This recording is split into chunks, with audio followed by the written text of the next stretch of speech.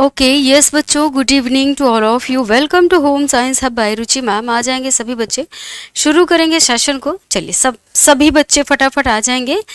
और अगर आप चैनल पर पहली बार हैं तो भाई सब्सक्राइब कर लेंगे एंड बेल आइकन को भी प्रेस कर लेंगे, जिससे आपको हर एक आने वाली वीडियोस का नोटिफिकेशन मिलता रहे। ठीक बच्चों, चलिए उम्मीद है आप सब अच्छे होंगे। 2-3 दिन बाद हम लोगों का इंटरेक्शन हो रहा है। 2 क्लासेस अपनी लगातार मिस हुई, खैर कोई बात नहीं, चलते चलते राइट बच्चों, चला जाए।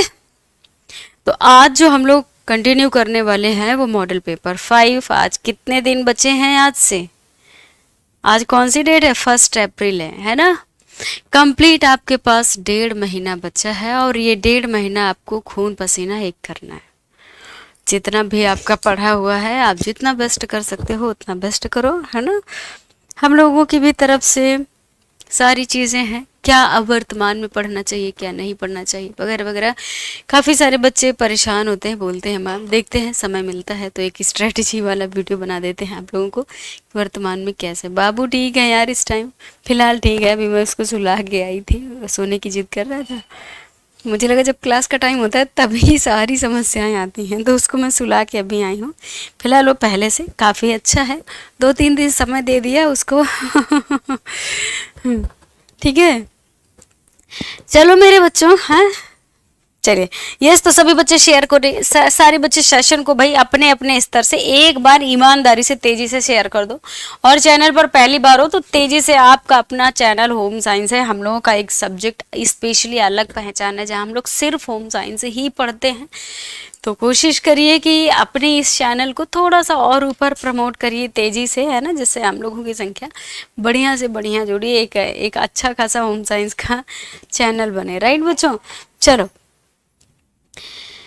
हाँ, नहीं नहीं, एग्जाम की यार टेंशन मत करो। टेंशन लेने से कोई हल नहीं होना, टेंशन लेने से अपना ही नुकसान होता है हमेशा। नो वरी, टेंशन नहीं लेना। चलो आइए, तो मॉडल पेपर शुरू सेम वैसा ही है पिछली बार के जैसा। जैसा पिछली बार मॉडल पेपर था कि 50-50 क्वेश्चंस का पूरा हमने एनसीईआरटी बेस्ड नहीं रख दिया है। इसमें 70 से 75 क्वेश्चन के आसपास आपके कंप्लीट एनसीईआरटी से हैं एंड उसके बाद आपके 30 जो प्रश्न हैं वो आपके सामान्य वाले हैं। ठीक है ना। चलिए, तो एनसीईआरटी बीच बीच में हम लोग मेंशन कर रहे हैं, जिससे अगर आपसे कभी क्वेश्चन इस तरह से पूछा जाए तो आप फाइनली कर सको। चलो भाई, यस, राधे राधे, राधे राधे बच्चों, श्री शिवानंद में। ओके, चलिए शुरू करेंगे। खाद्य पदार्थों की सुरक्षा के लिए संकट है। खाद्य पदार्थों की सुरक्षा के लिए संकट है। आंसर करेंगे। ऑप्शन ए कह रहा है भौतिक संकट, दूसरा रासायनिक संकट, तीसरा कह रहा है जैविक संकट और चौथा कह रहा है ये सभी। आपको बताना है मेरे बच्चों, फटाफट बताइए आंसर क्या जाने वाला है। ऑप्शन ए भौतिक संकट, दूसरा रासायनिक संकट, तीसरा जैविक संकट और चौथा कह रहा है मेरे बच्चों ये सभी। तो भाई आपको बताना है खाद्य पदार्थों की सुरक्षा के लिए संकट है। आंसर करेंगे। चलिए बताइए कौन कौन से संकट हो सकते हैं। आंसर करोगे? बहुत बढ़िया, मोस्टली बच्चे हमारे डी की तरफ जा रहे हैं। क्या बात है ma'am, D D D.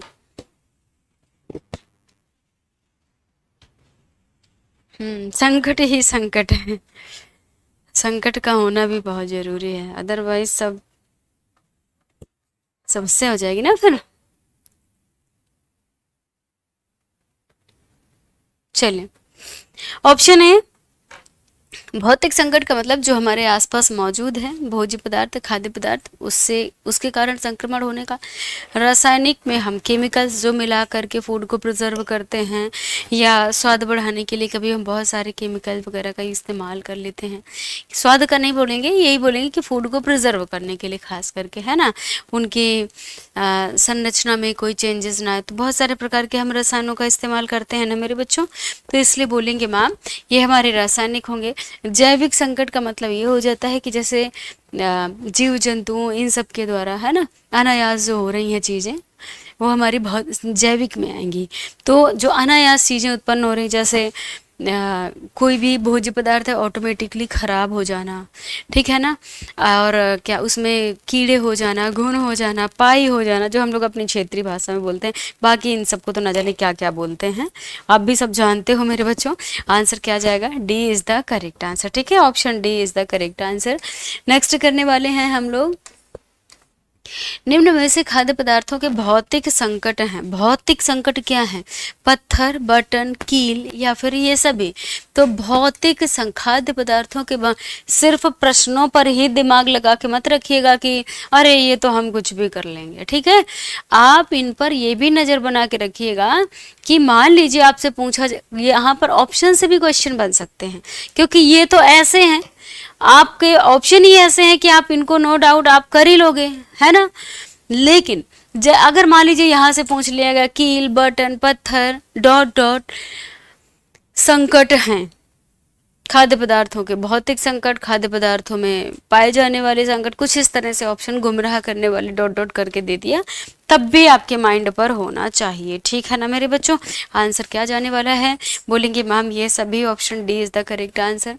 Third कह रहा है, वर्ष 2005 में दस्त जैसे रोग से लगभग कितने लोगों की मृत्यु हो गई। 15 लाख मेरे बच्चों, 15 लाख, 18 लाख, 19 लाख, 20 लाख।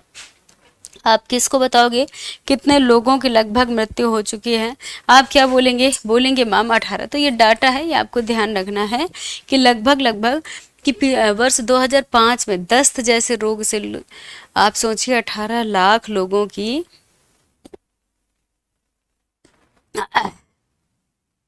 चलिए, क्या हुआ भाई,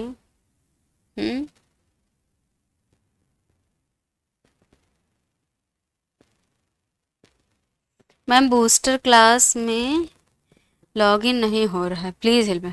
देवी जी लॉगिन नहीं हो रहा है तो मेरे पास फ़ोन कर लेती, मैं बता देती कैसे लॉगिन करना है। अब यहाँ पूरी क्लास के बीच में थोड़ी आपको स्पेशल गाइड किया जाएगा कि ऐसे करना, फिर वैसे करना, फिर वैसे करना। जहाँ की जो जैसे प्रॉब्लम सॉर्ट आउट होगी वैसे सॉल्व किया जाता है, ये थोड़ी ना कि उसको सब जगह गाते घूमो। बहुत सारे बच्चों का लॉगिन नहीं होता है, प्रॉपर आप इलाज लेती तो अब तक इलाज हो गया होता आपका। चलो, खाद्य पदार्थों में दिखाई देने वाले जैविक संकट हैं, आपको बताना है कृमि, इल्ली, घुन या फिर ये सभी। अभी हमने आपको बताया था जैविक संकट क्या होते हैं, भोज्य पदार्थों में प्राप्त होने वाले जैविक संकट क्या होते हैं या पाए जाने वाले जैविक संकट क्या होते हैं, ठीक है। चलिए, तो आप क्या बताओगे, अभी हमने आपको की जैसे बहुत सारे घुन, पाई, कीड़े और क्या, ये देखिए इल्ली, कृमि, ये सब चीजें हो जाना, ये क्या है, जैविक संकट है। और जैविक संकट को ही हम ऑटोमेटिकली संकट कह सकते हैं। भोज्य पदार्थों में ऑटोमेटिक संकट को और किस नाम से बोला जाएगा, तो बोलेंगे मैम जैविक संकट के नाम से बोला जाएगा, बोलेंगे D is the correct answer, ठीक है। चलो अगला करेंगे, खाद्य पदार्थों में दिखाई ना देने वाले सूक्ष्म जैविक संकट है। तो सूक्ष्म जैविक संकट जो आपको दिखाई नहीं देंगे, या तो जीवाणु होंगे, बैक्टीरिया होंगे, विषाणु होंगे, वायरस होंगे। विषाणु यानी वायरस, जीवाणु यानी हम कह सकते हैं बैक्टीरिया, ठीक है। उसके बाद प्रोटोजोआ और उसके बाद ये सभी, राइट।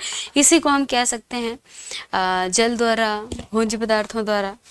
तो कहने का मतलब एक ऐसा संकट जो आपको नंगी आंखों से दिखे नहीं, लेकिन उसका प्रभाव हम ह्यूमंस बॉडी पर या फिर कोई भी वो भोज्य पदार्थ खाए जाने वाले व्यक्ति पर पूरा असर दिखता रहे, वो हमारे सूक्ष्म जैविक संकट है मेरे बच्चों। आंसर क्या जाने वाला है, D is the correct answer, ठीक है। अगला करेंगे, साल्मोनेला लगभग कितने समय में अपनी संख्या में वृद्धि करके उसको दोगुना कर लेता है, बताइए। साल्मोनेला टाइफी इसका ये पूरा नाम होता है मेरे बच्चों। ऐसे बच्चे जो टेलीग्राम चैनल से जुड़े नहीं हैं, कृपया करके वो टेलीग्राम चैनल हमने पिन कर दिया है, ठीक है, आप जुड़ जाइए।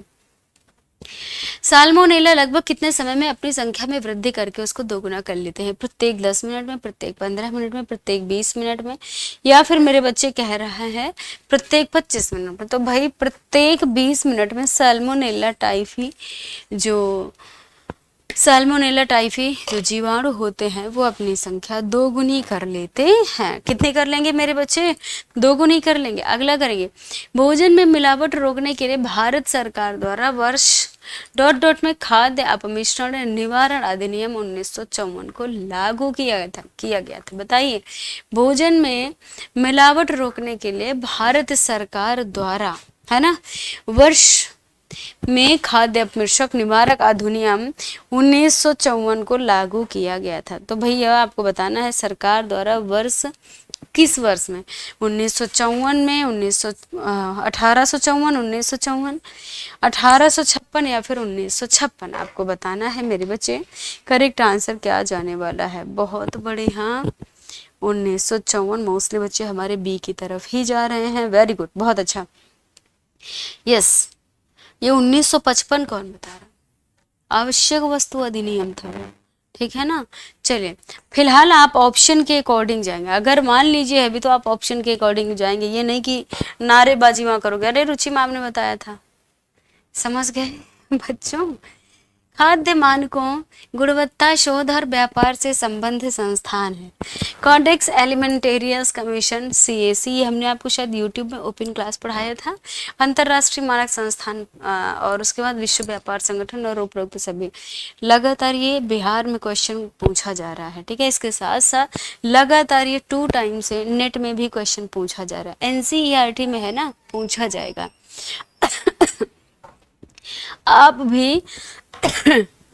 आप भी कमर कस लीजिए कि यहाँ से क्वेश्चन एक आएगा, ठीक है। क्योंकि वैसे भी हम लोग खाद्य मानक, गुणवत्ता शोध, व्यापार से संबंधित पढ़ते ही पढ़ते हैं, और ये चीजें अभी आपकी सब NCERT में ऐड कर दी गई। हालांकि ऐड तो पहले से थी, बट NCERT में अभी से आई हैं, इसलिए आपको अपनी कमर कस के रखना है, ठीक है ना। चलो मेरे बच्चों, फिलहाल आंसर क्या जाने वाला है मेरे बच्चे? Option D is the correct answer. Codex, CAC, अंतरराष्ट्रीय मानक संस्थान, विश्व व्यापार संगठन, इनके ईयर याद करके रखिएगा, ठीक है। इनके ईयर याद करके रखिएगा। चलिए अगला करेंगे, विश्व व्यापार संगठन की स्थापना कब हुई? 1955, 1956, 1885, 1957। ये आंसर करेंगे, विश्व व्यापार संगठन की स्थापना कब हुई थी? आंसर करो मेरे बच्चे, विश्व व्यापार संगठन की स्थापना कब हुई? बहुत बढ़िया, हमने आप सबको बहुत पहले से बता दिया था कि फिर से आपका NCERT से क्वेश्चन उठेगा, सारे बच्चे तैयार करके रखेंगे। बोला था ना बच्चों? बोलो देवियों। Yes ma'am. चलिए 9, क्वेश्चन नंबर 9। मोस्टली बच्चे हमारे A की तरफ, B की तरफ से सब अक्कड़ बक्कड़ बम्बे बोल लगा रहे हैं, सोच रहे हैं जहां सही हो जाए मैम तो बता ही देंगी।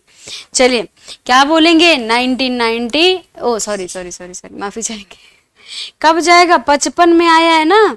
यस, तो सही तैयार कर रहे थे हम, आप लोगों से डर गए। 1995, 55 नहीं, 1995 विश्व व्यापार संगठन की स्थापना कब हुई थी? 1995। अगला करेंगे, नेक्स्ट क्या है?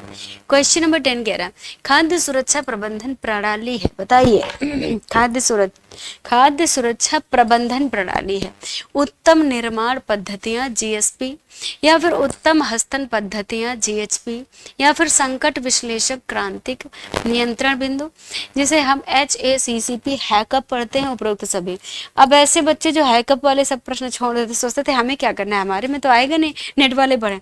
सब बच्चे ये जितने आपका GSP है, GHP है, हैकअप है, ठीक है ना, जितनी ये सब चीजें शॉर्टकट नेट में पूछी जाती थी आपकी, ये सब आप देखिए पूरा NCERT मतलब एकदम बदल करके रख दिया है। तो भैया ये सब NCERT में आ गया है। अब आप थोड़ा थोड़ा, उतना डीप आपको नहीं जाना है, बट हाँ जितना आपका NCERT में दिया एटलीस्ट आपको उतना तो आना चाहिए। इसीलिए मैं बोलती हूँ कि इस बार जो NCERT ने अपना सिलेबस दिया है class 12th, 11th and 12th का, ये नेट के लिए भी इम्पोर्टेंट है। ऐसा नहीं है कि ये नेट के लिए। अब बताइए ये क्वेश्चन हम लोगों की क्या नेट में नहीं पूछे जाते हैं? पूछे जाते हैं बच्चों, है ना, इसलिए ध्यान रखना है। चलिए यस, हाँ क्लास 12th के हैं ये, बस आपको बताना है मेरे बच्चों। फटाफट बताएंगे आंसर क्या जाने वाला है। बहुत बढ़िया। यस, तो क्या बोलेंगे? बोलेंगे मैम खाद्य सुरक्षा प्रबंधन प्रणाली में ये सभी हैं, option D is the correct answer. अगला करेंगे, नेक्स्ट क्या है? क्वेश्चन नंबर 11 कह रहे प्रारंभिक बाल्यकाल को सामान्यतः कितने भागों में बांटा जाता है? 3 भागों में, 4 भागों में, 2 भागों में, 5 भागों में। प्रारंभिक बाल्यकाल को सामान्यतः कितने भागों में बांटा जाता है? बहुत बढ़िया, यस आंसर करेंगे, बोलेंगे मैम 2 भागों में बांटा जाता है। ठीक है, कितने भागों में बांटा जाता है? 2 भागों में बांटा जाता है। अगला करेंगे, शैशवावस्था की अवधि है जन्म से लेकर 3 वर्ष, जन्म से लेकर 6 माह, या फिर जन्म से लेकर 4 वर्ष, या फिर जन्म से लेकर 2 वर्ष तक। आंसर करो।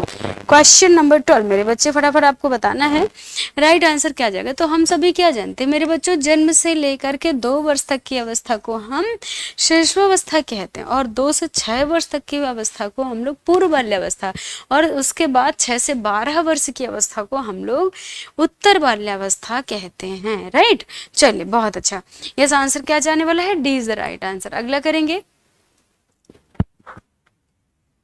अगला करेंगे मेरे बच्चे। लगभग 1 वर्ष का बच्चा किस पर निर्भर करता है? अपनी माँ पर। 1 वर्ष का बच्चा किस पर निर्भर करता है? अपनी माँ पर, भाई बहन पर, अध्यापक पर, या फिर अपने दादा दादी पर। आंसर मेरे बच्चे करेंगे, फटाफट बताएंगे कि राइट आंसर क्या जाएगा। तो 1 वर्ष का बच्चा किस पर निर्भर करता है? हमको तो लगता है 1 वर्ष की तो बात छोड़ो, बच्चे 10-12 साल जब तक वो अपने उत्तर बाल्यावस्था कंप्लीट नहीं कर चुके होते हैं तब तक वो अपनी मम्मी के पीछे ही लगे रहते हैं। मोस्टली हम 1-2% की बात नहीं करते हैं, अदरवाइज आप कभी भी एनालिसिस करिएगा, आपके बच्चे घर में होंगे, पूरा घर कहीं पर है, लेकिन जहाँ मम्मी होंगी वहाँ बच्चे पीछे पीछे लगे रहेंगे। आप घर से बाहर चले जाएंगे, तुरंत पीछे से फोन आएगा, कहाँ हो मम्मी? अच्छा, मतलब उनको 1-2 घंटे भी गुजारना मुश्किल होता है। राइट, तो कहने का मतलब कुल मिला के अब बाकी 1 वर्ष का जो बच्चा है वो किस पर निर्भर करता है? तो यहाँ पर निर्भरता का मतलब सिर्फ और सिर्फ हम ये नहीं कहेंगे कि वो ओवरऑल सोशल इफेक्ट से भी, बाकी फूडिंग से भी रिलेटेड हो जाएगा। तो मेरे बच्चे वो अपनी माँ पर, ठीक है ना, अपनी माँ पर निर्भर करता है पूर्णतः यहाँ। चलिए अगला करेंगे, नेक्स्ट क्या है? क्वेश्चन नंबर 14, प्रारंभिक बाल्यावस्था में शिक्षा का क्षेत्र होता है शिशु देखभाल केंद्र, नर्सरी स्कूल, सिलाई कढ़ाई, या फिर ए और बी दोनों। आप क्या बोलोगे? प्रारंभिक बाल्यकाल में शिक्षा का क्षेत्र क्या होता है? तो शिक्षा का क्षेत्र होता है मेरे बच्चे शिशु देखभाल केंद्र और नर्सरी स्कूल, ये दोनों ही होंगे। ठीक है, इसलिए बोलेंगे मैम आंसर जाने वाला है ऑप्शन डी। राइट मेरे बच्चों, option D is the correct answer. Next करने वाले हैं क्वेश्चन नंबर 15, कह रहा है छोटे बच्चों की घर में देखभाल करने वालों को अनुपस्थिति देखभाल करने वाले की अनुपस्थिति में उनकी देखभाल करने की संस्था है। कहने का मतलब आप वर्किंग वुमन हैं, आपके पास टाइम नहीं, तो इन बच्चों की देखभाल करने वाली प्रॉपर संस्था कौन सी है? क्रेच है, डे केयर सेंटर है, या फिर ए और बी दोनों हैं मेरे बच्चों, या फिर इनमें से सभी हैं? यस, तो आप क्या बोलोगे मैम क्रेच में भी शिशुओं की देखभाल होगी एंड डे केयर सेंटर में भी देखभाल होगी, इसलिए बोलेंगे मैम आप कहीं पर भी कर सकते हैं। C is the correct answer, A and B both. अगला हम लोग करने वाले हैं चलिए अगला हम लोग करने वाले हैं 2 से 3 वर्ष के बच्चों को टॉडलर क्यों कहा जाता है? क्योंकि मेढक की तरह फुदक कर चलते हैं, या क्योंकि वे हर समय रोते रहते हैं, या फिर मेरे बच्चे क्योंकि वो अधिक बोलते हैं, या फिर उन्हें कोई नाम तो देना होता है, तो कोई नाम देना होता है। तो इसका मतलब ये नहीं कि कुछ भी नाम देते हैं, हम उनकी जो भी एक्टिविटीज़ होती हैं उनको देखकर नाम देते हैं। तो टॉडलर, बच्चों को टॉडलर की एज क्यों बोला जाता है? क्योंकि वे मेढक की तरह फुदक फुदक करके चलते हैं। ठीक है मेढक की तरह फुदक फुदक करके चलते हैं। चलिए अगला करेंगे, क्वेश्चन नंबर 17 कह रहा है अधिकांश बच्चों का पालन पोषण होता है क्रेच में, अपने ही परिवार में, नानी के साथ, या फिर आसपास के घरों में। तो क्या बोलेंगे हम? नानी नाना किसी एक को प्रायोरिटी कभी नहीं दे सकते हैं, हम ये बोलेंगे अपने ही परिवार में। और उसका अपना परिवार कहाँ है, वो कहाँ रह रहे हैं, वो डिपेंड वहां पर करेगा। राइट मेरे बच्चे, आंसर क्या जाएगा? बोलेंगे ma'am option B is the correct answer. अगला करेंगे क्वेश्चन नंबर 18 कह रहा है प्रारंभिक बाल्यावस्था वाले बच्चों की देखभाल और शिक्षा के व्यवसाय को अपनाने वाले व्यक्ति के लिए आवश्यक है, आपको बताना है। ऑप्शन ए कह रहा है मेरे बच्चे, बच्चों और उसके विकास में रुचि, या फिर छोटे बच्चों की आवश्यकताओं और क्षमताओं के बारे में जानकारी, या फिर बच्चों के प्रश्न के उत्तर देने की इच्छा और रुचि, या फिर कह रहा है उपरोक्त सभी योग्यताएं एवं क्षमताएं। तो आप क्या बोलेंगे, प्रारंभिक बाल्यावस्था वाले बच्चों की देखभाल और शिक्षा व्यवसाय को अपनाने के लिए क्या आवश्यक है कि हम उनकी रुचि का ध्यान रखें, उनकी क्षमताओं को जानें। ऐसा नहीं है कि कोई भी हम खेल है या पढ़ाई है या कोई भी खाने की चीज़ है हम उस पर थोप दें, नहीं नहीं सभी खा रहे हैं तुम्हें भी खाना है। अरे उसकी रुचि होगी, इच्छा होगी, तब तो वो खाएगा ना, तब तो वो करेगा। बच्चों के प्रश्नों के उत्तर देने की इच्छा और रुचि, बच्चा किस तरह के प्रश्न देने के, आप ओरल पूछ रहे हो वो बता रहा है, या फिर वो खेल खेल में बता रहा है, या फिर वो फिगर को देख के बता रहा है, कैसे बता रहा है। तो हमें इन सब चीज़ों का ध्यान रखना है, इसलिए बोलेंगे ma'am option D is the correct answer. अगला करेंगे नेक्स्ट क्वेश्चन नंबर 19, विद्यालय है क्या है, संस्था है, समाज है, परिवार है मेरे बच्चे, या फिर योजना है। तो क्या बोलेंगे, विद्यालय एक संस्था है, परिवार क्या है, सामाजिक संस्था है, ये भी पूछा जाता है। तो भैया विद्यालय और परिवार दोनों ही सामाजिक संस्था है। समाज की मूल इकाई होती है परिवार, समाज, राष्ट्र, व्यक्ति। क्या बोलेंगे, परिवार की मूल इकाई होती है, यस आंसर करेंगे, सॉरी, समाज की मूल इकाई होती है। तो भाई समाज की मूल इकाई होती है। यस भाई, सेशन को शेयर करते रहिए आप लोग बच्चे, अपने अपने स्तर से सभी बच्चे सेशन को शेयर करते रहेंगे। यस, तो भाई समाज की मूल इकाई होती है परिवार, समाज, राष्ट्र या फिर व्यक्ति। क्या जाएगा बच्चों, ए फैमिली। यस, समाज की पूछा है तो बोलेंगे परिवार, और अगर परिवार की मूल इकाई पूछे तो किसको बताओगे। चलिए, परिवार की मूल इकाई आप किसको बताओगे, फटाफट बताओ। अगर आपसे यहाँ तो पूछा गया समाज की मूल इकाई, तो आपने खट से आंसर बता दिया मैम परिवार है। लेकिन अगर यहाँ पर क्वेश्चन चेंज हो जाए, बोल दे कि समाज की यहाँ पूछा तो आपने परिवार बता दिया, और अगर परिवार की पूछा जाए तो आंसर करो व्यक्ति। क्या बात है माँ, गजब।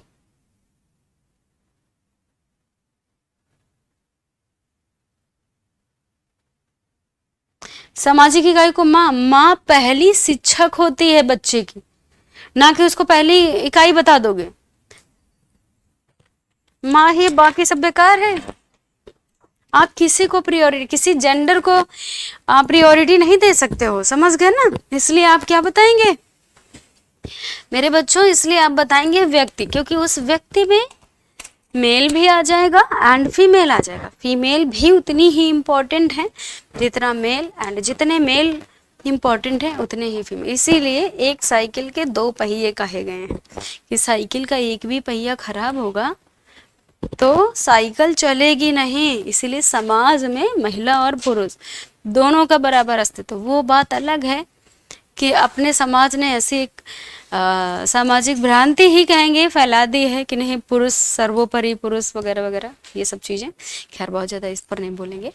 ऑप्शन क्या जाएगा, A is the correct answer. ठीक मेरे बच्चों, यस आगे करेंगे नेक्स्ट। हाँ, अगला करेंगे क्वेश्चन नंबर 21। जन्म से 8 वर्ष की आयु तक अवस्था को माना जाता है।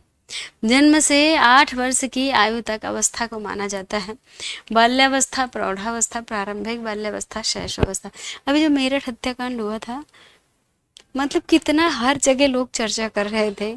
किस तरह की चर्चा कर रहे थे, ये समाज में देखो कितना गलत हो रहा है, ये है वो है। हाँ गलत हैं चीज़ें, ऐसा नहीं है कि गलत नहीं, गलत को गलत ही कहा जाएगा। ठीक है, तो आज पुरुष पर हुआ है, महिलाओं पर भी तो कितनी सारी आप देखते हैं, सुनने को मिलेगा। इस महिला को काट के फेंक दिया गया, जला दिया गया, ऐसा कर दिया गया, वैसा कर दिया गया। तो जहाँ जाओ, मेरठ हत्याकांड जब हो, जहाँ जाओ यही बातें सुन सुन के दिमाग पागल हो गया था। अरे बहुत गलत प्रभाव पड़ रहा है, बहुत गलत प्रभाव पड़ रहा है। लोग इतने मीम्स बना रहे हैं, शॉर्ट्स बना रहे हैं, वगैरह वगैरह, ढेर सारी चीज़ें है ना। तो सिंपल सी बात है यार, कहने का मतलब ये है कि जो गलत है वो तो गलत है, लेकिन एक ही पक्ष की चीज़ें करना थोड़ा सा वो लगता है ना। चलिए, तो बहुत सारी चीज़ें हो जाती हैं, गलत वो भी है, गलत ये भी है, लेकिन अब मुझे नहीं लगता कि शायद ऐसा पहले पुरुषों के साथ होता था।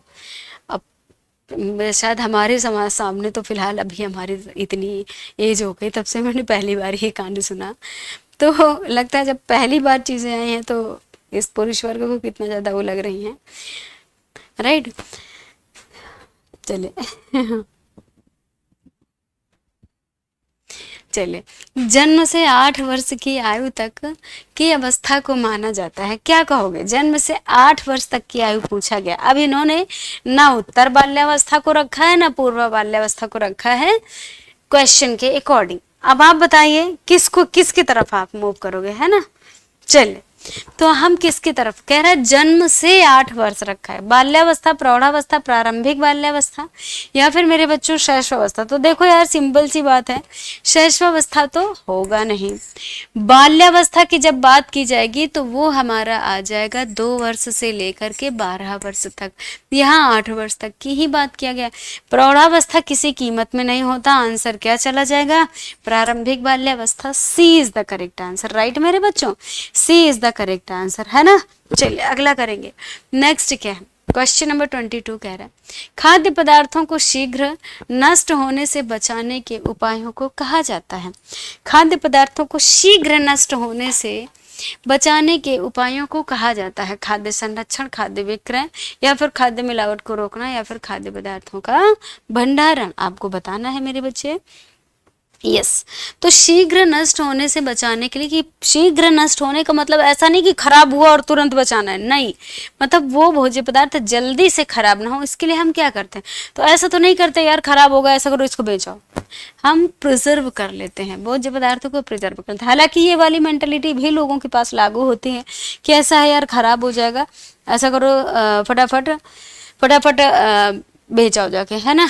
तो मेरे बच्चे आंसर क्या जाएगा? ए। अगला करेंगे। 23 कह रहा, खाद्य संरक्षण की आवश्यकता होती है भोज्य पदार्थों को सदैव उपलब्ध करने के लिए, अधिक उत्पादन का सही लाभ प्राप्त करने के लिए, अभावग्रस्त क्षेत्रों में पूर्ति के लिए, या फिर उपरोक्त सभी कारणों से। तो खाद्य संरक्षण की हमें आवश्यकता क्यों होती है? हम जिससे ऑल सीजन में हम वो चीज पा सकें, अधिक उत्पादन का सही लाभ प्राप्त करने, कहने का मतलब हम उससे ज्यादा उत्पादन कर सकें। अभी देखो टमाटर जैसे हर 2-3 साल से देखा जा रहा है, 4 साल से डंप कर लिया जाता है। कोई ऐसा है जो अपना पूरा का पूरा टमाटर खरीद के डंप कर लेता है? मार्केट में जब टमाटर की खूब सारा कमी हो जाती है, अब सिंपल सी बात है, हमारे बाजार का नियम है कि वस्तुओं की कमी होगी तो मूल्य में अधिकता होगी। टमाटर की कमी होती है, टमाटर का रेट बढ़ता चला जाता है, 150, 180, 200, 250 रुपए किलो, तब वो धीरे से निकालता है, इतना ले जाओ, 250 रुपए किलो बेचना, पूरा 2-3 महीना खूब प्रॉफिट कमाता है, ठीक है ना। यस मेरे बच्चे, तो यहाँ पर हम क्या बोलेंगे? बोलेंगे मैम अभावग्रस्त क्षेत्रों की पूर्ति के लिए भी हम करते हैं, option D is the correct answer, ठीक है, सभी कारणों से। अगला करेंगे मेरे बच्चे। नेक्स्ट कह रहा है, खाद्य प्रौद्योगिकी को प्रारंभ करने का श्रेय है न्यूटन को, निकोलस एप्पल्ट को, या फिर कोलंबस को, या फिर अज्ञात है, ठीक है, अज्ञात व्यक्ति को बताएंगे। बेटा जस्ट 1 मिनट, हम आ रहे हैं।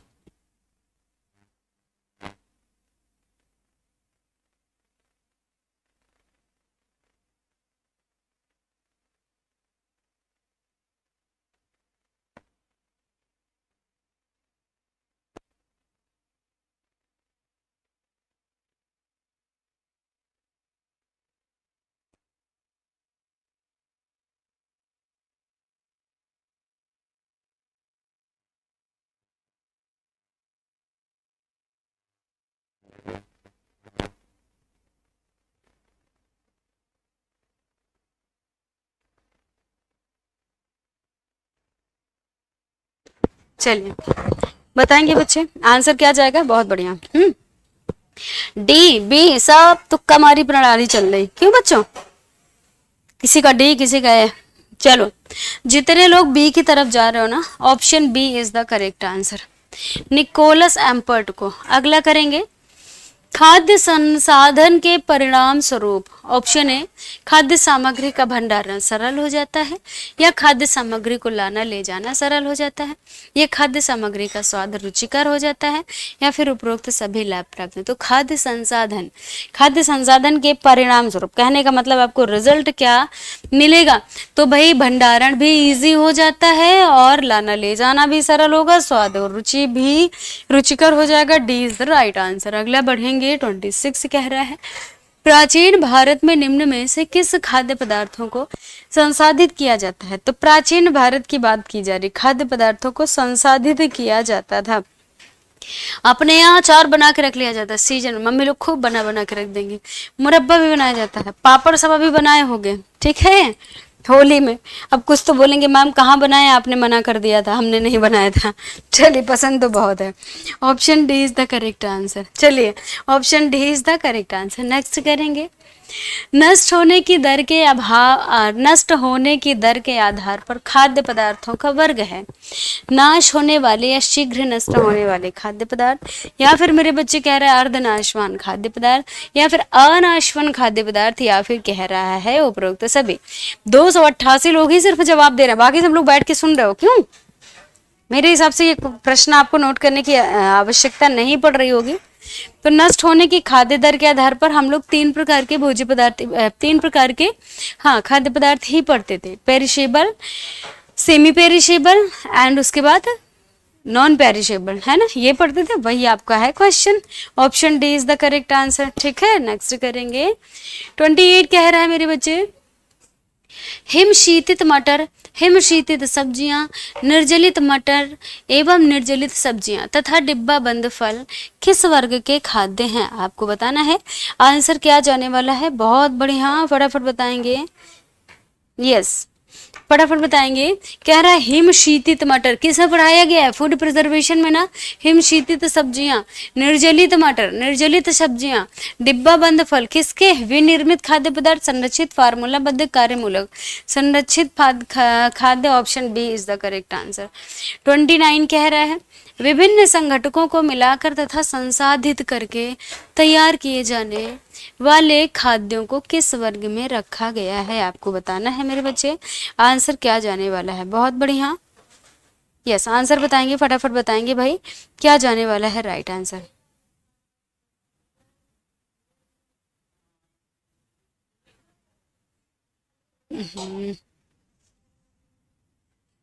चलिए मैम, हम लोग OMR फील कर रहे हैं। अच्छा चलिए, कह रहा है संश्लेषित खाद्य पदार्थ, चिकित्सीय खाद्य पदार्थ, फार्मूलाबद्ध खाद्य पदार्थ, या फिर कह रहा है व्युत्पन्न खाद्य पदार्थ। क्या होगा? फार्मूलाबद्ध खाद्य पदार्थ। Option C is the correct answer. ये देखो, सब लोग एक ही तरफ जा रहे हैं। विभिन्न संघटकों को मिलाकर संसाधित करके तैयार किए जाने वाले खाद्यों को किस में रखा जाता है? संसाधित करके तैयार किए जा रहे हैं, फार्मूलाबद्ध खाद्य पदार्थ होंगे। ठीक है, बहुत अच्छा, नीलिमा राय जी का करेक्ट आंसर आया। कह रहा है खाद्य प्रौद्योगिकी के विकास के परिणाम स्वरूप हमारे देश में रोजगार के अवसर बढ़ रहे हैं, रोजगार के अवसर घट रहे हैं, कृषि व्यवसाय को घाटा हो रहा है, छोटे व्यापारी समाप्त हो रहे हैं। तो खाद्य प्रौद्योगिकी के आपको परिणाम स्वरूप आपको बताना है क्या हो रहा है। तो भाई खाद्य प्रौद्योगिकी के विकास के परिणाम स्वरूप क्या हो रहे हैं? सिंपल सी बात है, रोजगार के अवसर घट रहे हैं। क्या हो रहे हैं? रोजगार के जो अवसर हैं वो घट रहे हैं। ठीक है, प्रौद्योगिकी हो रही है, ठीक है, इसलिए तकनीकी, यस, मशीनें सारी काम कर रही हैं। उत्तम पोषण तथा स्वास्थ्य में घनिष्ठ संबंध है, या फिर उत्तम पोषण तथा स्वास्थ्य दो अलग बातें हैं, या उत्तम पोषण का स्वास्थ्य से कोई संबंध नहीं है, या फिर कह रहा है केवल उत्तम पोषण आवश्यक है। आंसर करेंगे मेरे बच्चे, फटाफट बताएंगे। तो हम लोग क्या पढ़ते हैं भाई कि उत्तम पोषण तथा स्वास्थ्य का बहुत घनिष्ठ संबंध है। ठीक है ना, आंसर क्या जाने वाला है? Option A is the correct answer. Next करने वाले हैं, हमारे देश के किस वर्ग के परिवारों के पोषण संबंधी समस्या अधिक पाई जाती है? हमारे देश के किस वर्ग के परिवारों में पोषण संबंधी समस्या अधिक पाई जाती है? सामाजिक आर्थिक दृष्टिकोण से कमजोर परिवारों में, या फिर मैदानी एवं रेगिस्तानी क्षेत्रों के परिवारों में या फिर गर्म जलवायु में रहने वाले लोगों में, या फिर मेरे बच्चे किसी भी वर्ग में नहीं। तो हम क्या बोलेंगे, परिवारों में, किस वर्ग के परिवारों में पोषण संबंधी समस्या अधिक पाई जाती है। तो पोषण संबंधी समस्या सामाजिक आर्थिक दृष्टिकोण से कमजोर, जो लोग समाज, ऐसे समाज में जहाँ पर आर्थिक दृष्टिकोण ज्यादा है, आर्थिक रूप से ज्यादा कमजोर है, वहां पर हमें ये समस्याएं, पोषण संबंधी समस्याएं देखने को मिल रही हैं। Option A is the right answer. 33 कह रहा है वर्तमान समय में हमारे देश में कुपोषण का रूप है अल्प पोषण, अति पोषण, या फिर दोनों ही है, या फिर मेरे बच्चे कह रहा है आपका A and B both. Yes answer करेंगे भाई, फटाफट बताएंगे राइट आंसर क्या जाएगा। यस, तो हम क्या देखेंगे भाई, वर्तमान समय में अल्प पोषण भी है, अति पोषण, खा खा के लोग बहुत मोटे भी हो गए हैं, और ऐसे भी लोग हैं जिनको भोजन ही नहीं नसीब हो रहा है ना, तो वो बेचारे दुबले हो बैठे हैं। Option C is the correct answer, right.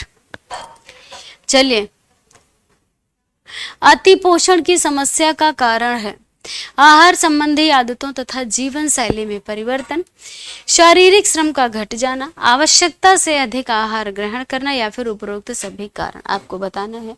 अति पोषण की समस्या का कारण है, तो क्या कारण है अति पोषण की समस्या का, क्या कारण है, आहार संबंधी आदतें और जीवन शैली में परिवर्तन। कहने का मतलब आपके जो जीवन शैली है, खान पान से संबंधित, वो आपका प्रॉपर नहीं है। जो मना रहा है तभी खा, जो मना रहा है वही खा ले रहे, बोले यार आज ही तो खा रहे हैं, है ना। शारीरिक श्रम का घटना, जैसे जो फिजिकल वर्क है वो कम हो जा रहा है, तकनीकी आ जा रही है ना, इसलिए। आवश्यकता से अधिक आहार ग्रहण करना, या फिर कह रहा है उपरोक्त सभी।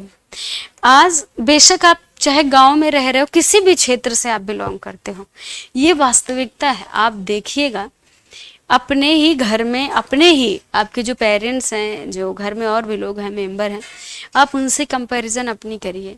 आप उनके काम को देखकर, जबकि आप यंग हैं, वो लोग वृद्ध हैं, या हम यूँ कहेंगे एडल्ट हो चुके हैं पूरी तरह से, और द एंड होने वाले हैं एडल्ट से, आपको देख करके लगता है कि यार ये लोग इतना काम कैसे कर लेते हैं, हमें तो समझ में नहीं आ रहा भगवान, तो हम लोग तो घर में ही पजल हो जाते हैं, है ना।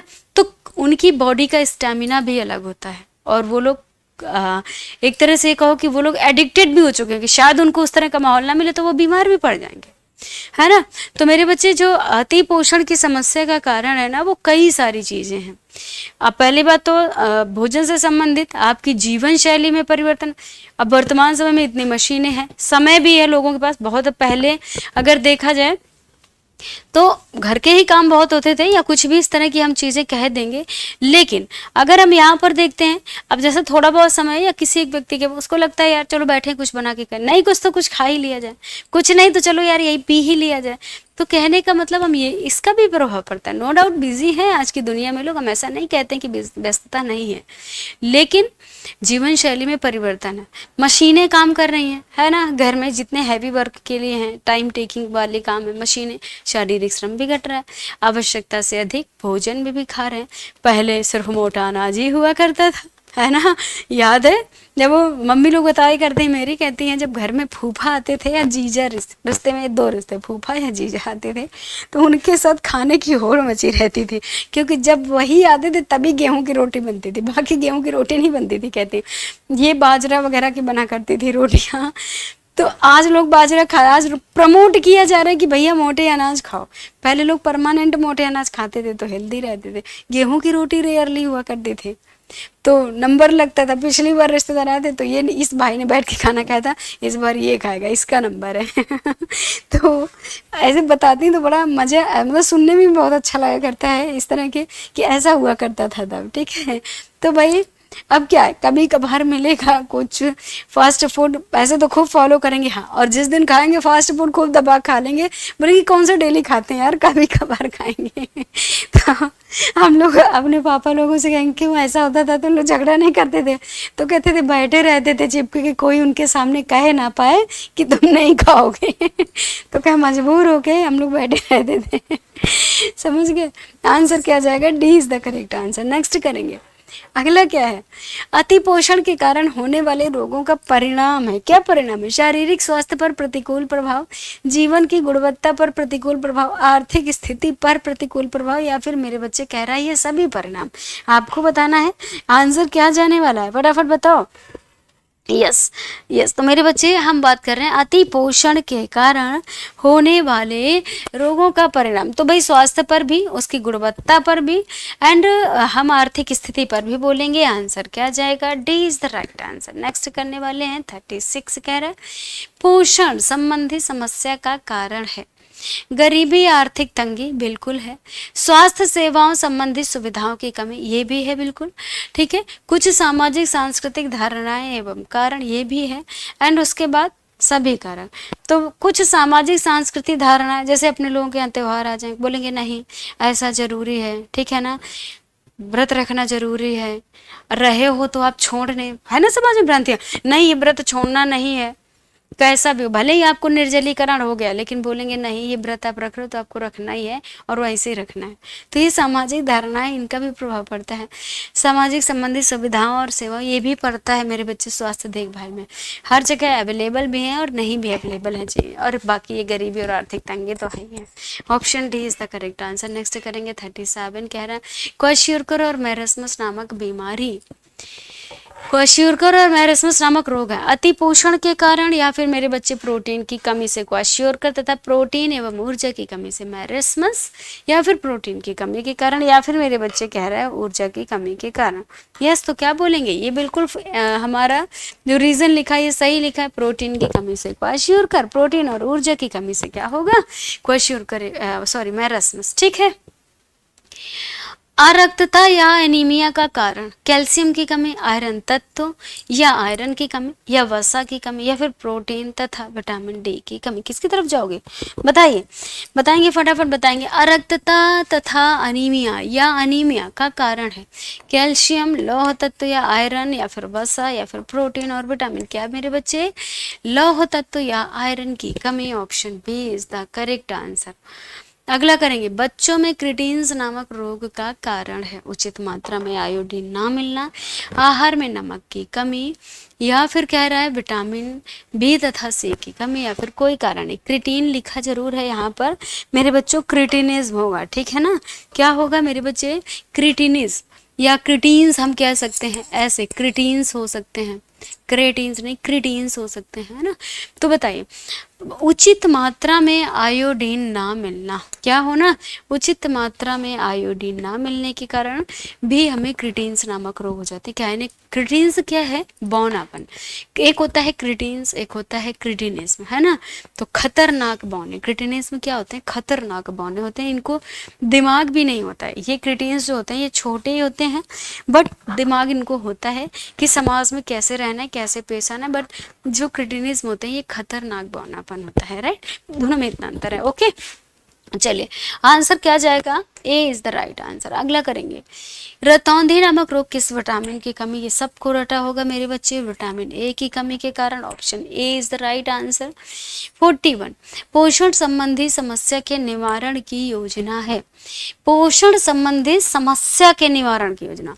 खाद्य सुरक्षा मोस्ट इंपॉर्टेंट है क्वेश्चन, ठीक है। खाद्य सुरक्षा को सुनिश्चित करने वाली योजना, आहार पद्धतियों में सुधार संबंधी योजना, या फिर गरीबी को कम करने या फिर कह रहा है गरीबी को कम करने या आर्थिक स्थिति में सुधार संबंधी योजना, या फिर उपरोक्त सभी योजनाएं। हाँ सोच रहे थे बाबू आए,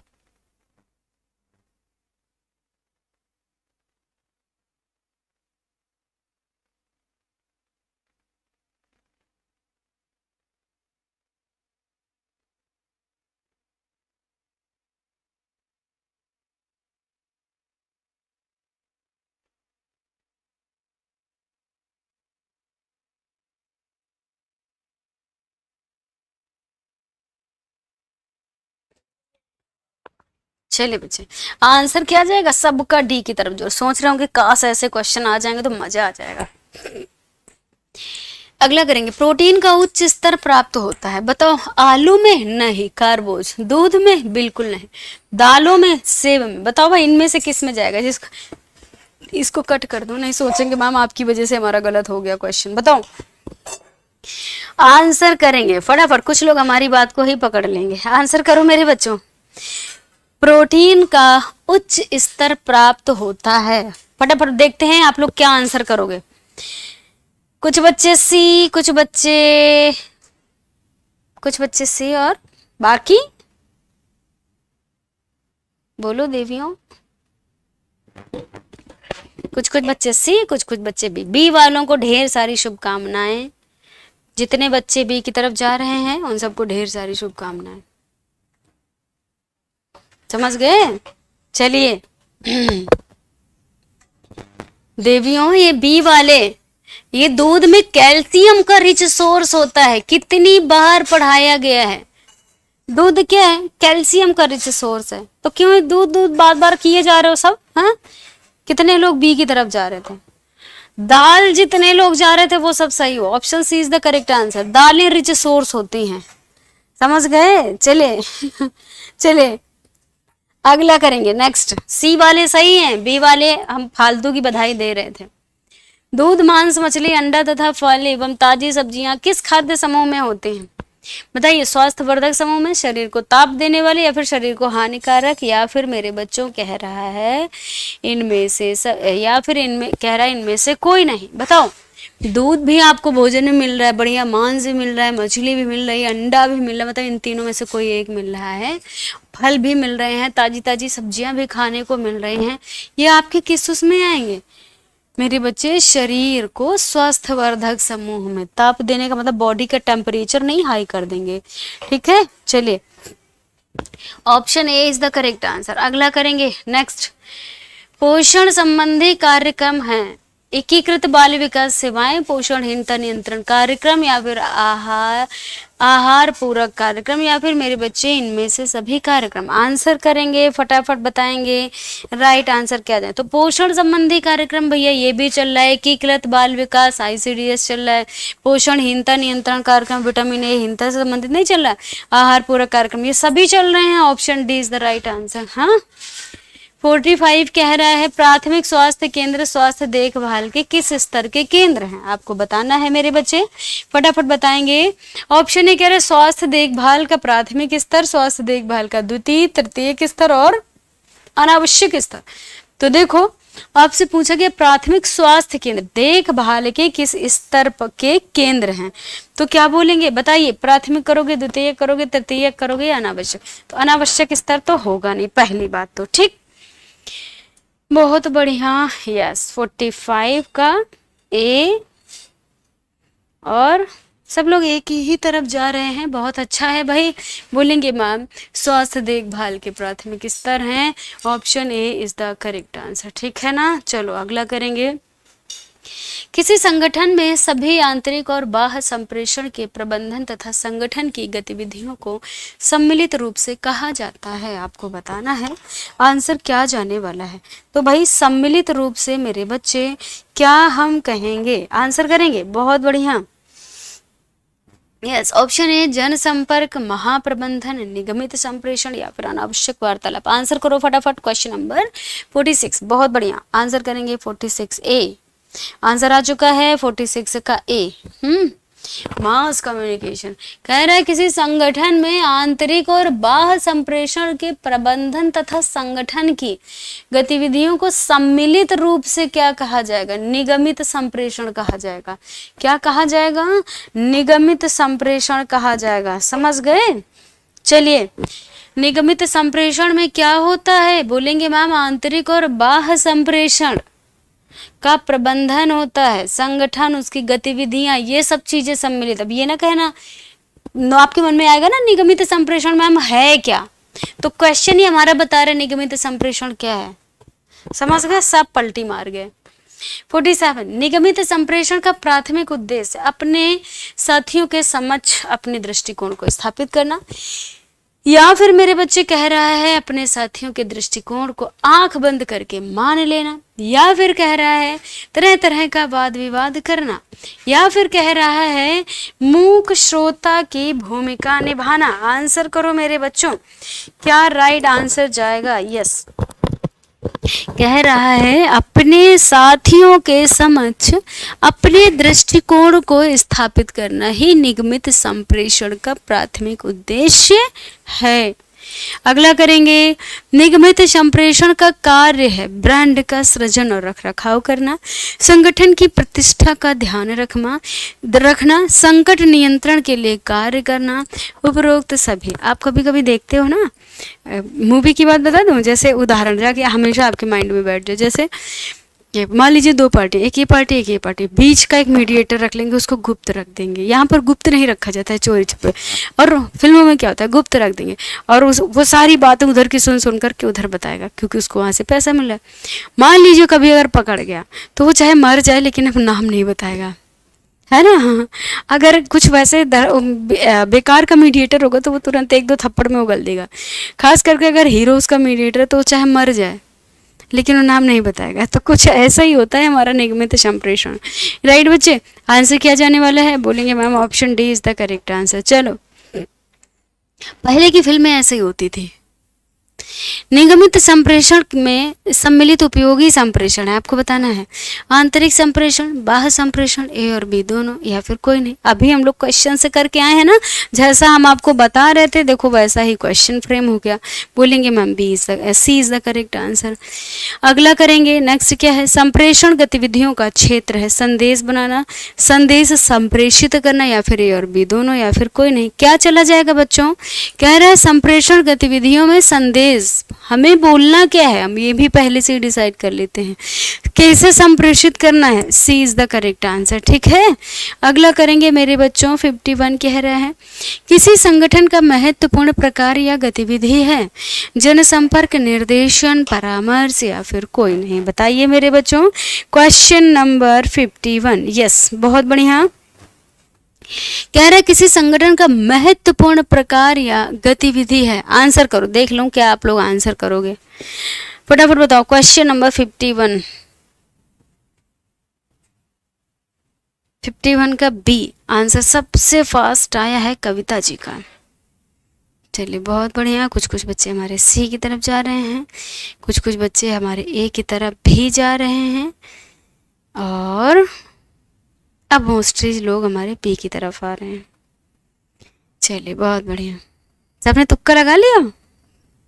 अब मेरी बारी आई, उसे हम क्या कहेंगे? किसी संगठन का महत्वपूर्ण प्रकार या गतिविधि है क्या? जनसंपर्क। क्या करना? जनसंपर्क। Option A is the correct answer, ठीक है। बी वाले और सी वाले, option A is the correct answer, जनसंपर्क। अगला करेंगे, निम्न में से किसका महत्व रोटी, कपड़ा और मकान जैसा होता है? नौकरी का, प्रबंधन का, संप्रेषण का, निर्देशन का।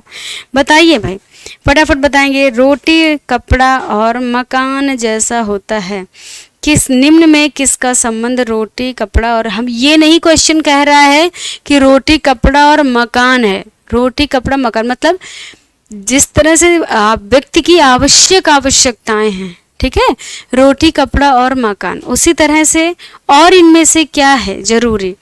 नौकरी, प्रबंधन, संप्रेषण, निर्देशन। नौकरी ना कह देना कि मैम हम लोग नौकरी में पगलाए हैं, नौकरी बोलेंगे मैम संप्रेषण का है, ठीक है।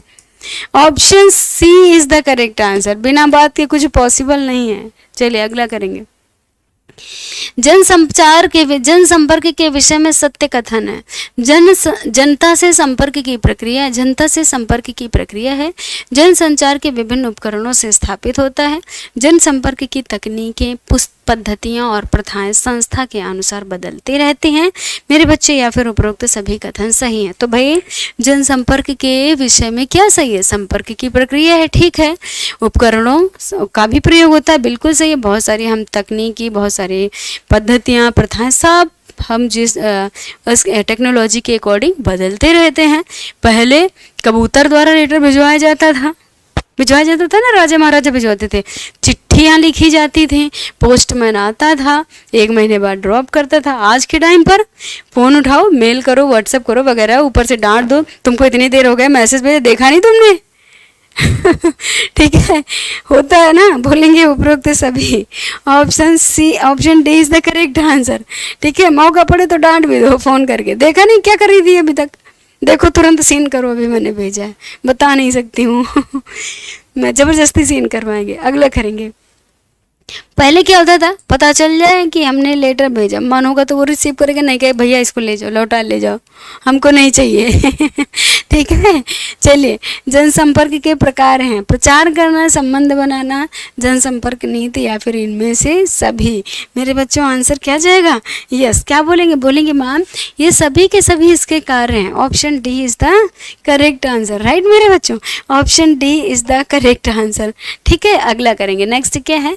55 कह रहा है जनसंपर्क विधियों का क्षेत्र है, प्रेस से संबंध, विज्ञापन देना, प्रकाशन, या फिर मेरे बच्चे इनमें से सभी। तो भाई जनसंपर्क विधियों का क्षेत्र क्या है? ये सभी के सभी क्षेत्र हैं। प्रेस से प्रेस का मतलब मीडिया से, ठीक है ना, विज्ञापन देना, प्रकाशन, ये सभी है, ध्यान रखिएगा, गतिविधियों के क्षेत्र में शामिल हैं। जनसंपर्क के 7 सिद्धांत किसने बनाए हैं? बताओ भाई, चार्ल्स विलियम ने, आर्थर डब्ल्यू पेज ने, या फिर निकोलस ड्यूक ने? मेरे बच्चों या फिर कह रहा है इनमें से सभी, आपको बताना है। Arthur W Page, option B is the correct answer. Next 57 कह रहा है जनसंपर्क के 7 सिद्धांत में सम्मिलित है। सच बताइए, काम द्वारा सिद्ध कीजिए, ग्राहक की सुनिए, या फिर इनमें से सभी। बताइए, जनसंपर्क के 7 सिद्धांत बताइए बच्चों।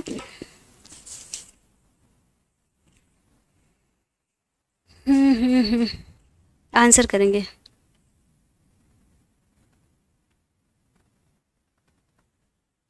बहुत बढ़िया, चलिए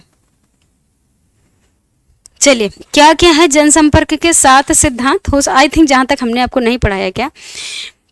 सबसे पहला है सच बोलो, कार्य द्वारा सिद्ध कीजिए, ग्राहक की बात सुने, ठीक है, एंड उसके बाद मेरे बच्चे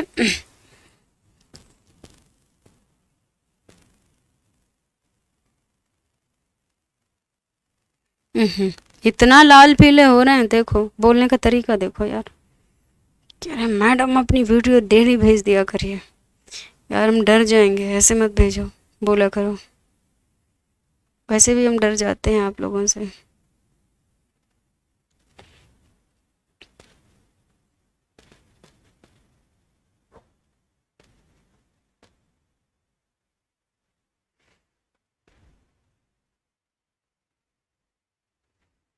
चलिए, तो 7 सिद्धांत कौन से हैं भाई?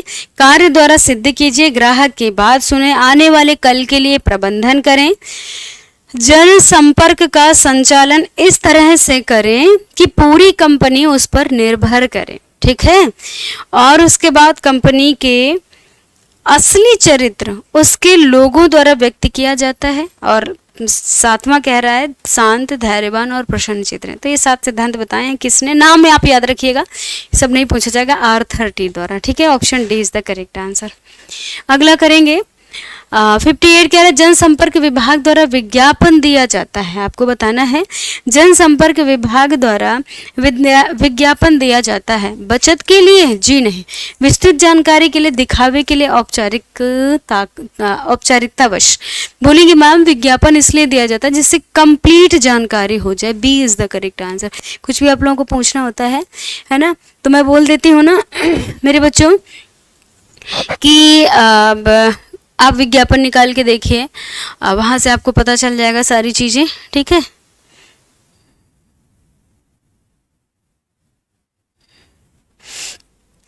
अगला नेक्स्ट 59 अच्छा संप्रेषक बनाने के लिए आवश्यक कौशल, श्रवण कौशल, प्रस्तुतिकरण कौशल, तनाव प्रबंधन, ये सभी कौशल आवश्यक हैं। तो भाई आप अगर अच्छे संप्रेषक हैं तो आपको सुनने की भी क्षमता होनी चाहिए, आप अपनी बात को कैसे प्रस्तुत करते हो, ठीक है। तनाव प्रबंधन, आपको अगर कोई बीच में कुछ इस तरह से बोल रहा है कुछ भी, तो मैनेजमेंट करने की क्षमता। अभी देखो एक देवी जी हमको कितना लाल पीला मुंह दिखा रही थी अपना, मैडम अपना भेज दिया करिए PDF डेली मुझे, जैसी आपकी आज्ञा। जो भी था नाम मैंने नहीं देखा, ठीक है, तो मैं भेज दूंगी। तो ये क्या है, ये तनाव प्रबंधन आपने किया, मैंने उसका प्रबंधन कर लिया, ठीक है ना। तो ये सभी क्या है, बोलेंगे मैम ये सभी आवश्यक कौशल हैं, राइट बच्चे। Option D is the correct answer. रंगों का हल्कापन और गहरापन कहलाता है ह्यू, वैल्यू, इंटेंसिटी, स्पेक्ट्रम। आंसर करो मेरे बच्चों, फटाफट बताएंगे, फटाफट बताएंगे। यस, डांटा मत करो यार हमको, आप लोग डांटने लगते हो। डर जाती हूँ मैं। चलिए बोलो मेरे बच्चों, आंसर करेंगे, क्या जाने वाला है राइट आंसर। बहुत बढ़िया।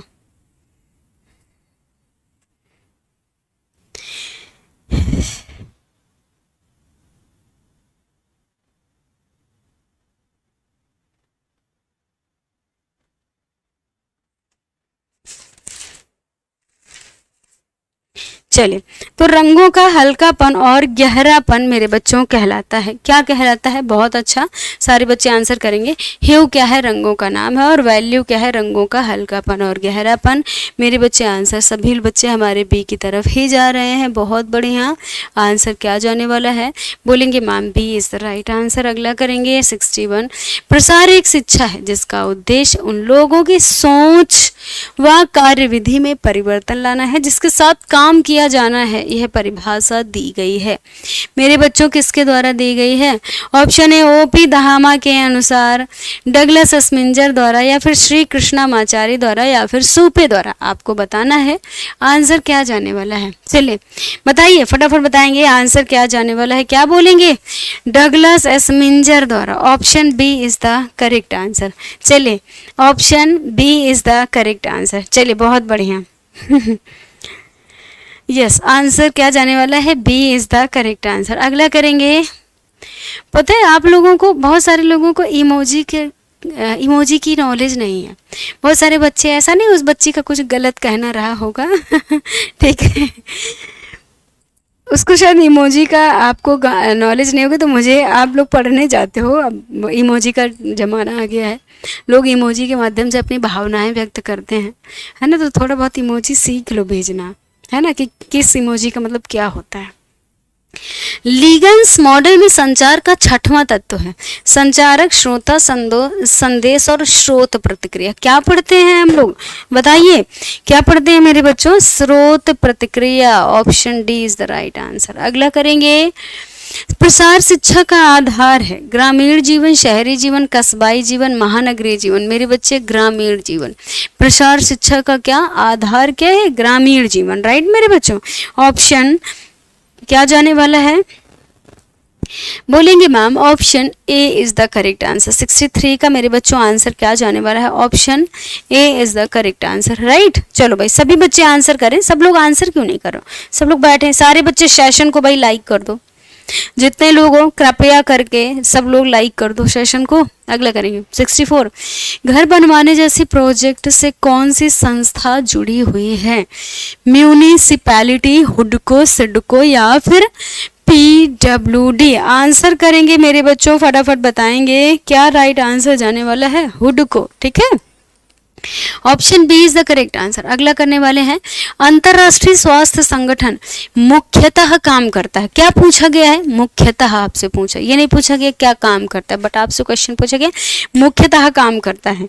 आपको बताना है, आंसर करना है। ऑप्शन ए कह रहा है शिक्षा संबंधी, कृषि संबंधी, स्वास्थ्य संबंधी, गृह संबंधी। चलिए बताइए, सिर्फ 673 लोगों ने सिर्फ लाइक किया है, 836 लोग, बाकी लोग कह रहे हैं मैम हम नहीं करेंगे, आप पढ़ाते रहिए। नहीं करोगे तुम सब, चलिए। अंतरराष्ट्रीय स्वास्थ्य संगठन मुख्यतः काम करता है शिक्षा संबंधी, कृषि संबंधी, स्वास्थ्य संबंधी, गृह संबंधी। बताएं मेरे बच्चों, तो भाई अंतरराष्ट्रीय मुख्यतः किससे संबंधित काम करता है, स्वास्थ्य संबंधी, मुख्य रूप से स्वास्थ्य पर जोर देता है। अगला करेंगे 66, गृह विज्ञान प्रसार का उद्देश्य है महिलाओं के दृष्टिकोण में परिवर्तन लाना, महिलाओं में आत्मनिर्भरता के गुणों का विकास करना, या फिर परिवार के दृष्टिकोण में परिवर्तन लाना। तो गृह विज्ञान प्रसार का उद्देश्य है। आंसर करेंगे मेरे बच्चों, फटाफट आंसर करेंगे भाई, क्या उद्देश्य होगा, बोलेंगे मैम ये सभी का सभी उद्देश्य होगा, उपरोक्त सभी, option D is the correct answer. अगला करें 67, संरचना की दृष्टि से परिवार का अध्ययन करने वाला समाज शास्त्री, बताओ भाई संरचना की दृष्टि से परिवार का अध्ययन करने वाले समाज शास्त्री कौन है, आंसर करेंगे। यस बहुत बढ़िया, कौन है, मर्डोक है, मैकाइवर पेज है, मार्क्स है, कोई नहीं, Murdoch is the correct answer, option number A. अगला करेंगे, किस दार्शनिक का कथन है बालक मनुष्य का पिता होता है, ऑलपोर्ट का, ऑकबर्न और निमकाफ का, या फिर मेरे बच्चों वुडवर्थ का, या फिर कह रहा है आपका ग्रास एवं क्रैंडल। तो यहाँ मेंडल लिखा हुआ है बट क्रैंडल होता है, ठीक है ना, तो ग्रास एवं क्रैंडल आंसर करेंगे। मेरे बच्चों वुडवर्थ ने कहा बालक मनुष्य का पिता होता है, ठीक है। अगला करेंगे, नेक्स्ट क्या है, बाल सुरक्षा के स्वयंसेवी संगठन हैं, बाल सुरक्षा के स्वयंसेवी संगठन, भारतीय Red Cross Society, the United Nations Children's Fund, Kasturba Gandhi trust, मेरे बच्चों, या फिर उपरोक्त सभी। तो किसकी बात कर रहा है, बाल सुरक्षा के स्वयंसेवी संगठन, इसलिए बोलेंगे D is the correct answer. Next करने वाले हैं 70, राष्ट्रीय मानवाधिकार कमीशन आया था 1993 में, 1973 में, 1983 में, या फिर कह रहा है 1988 में।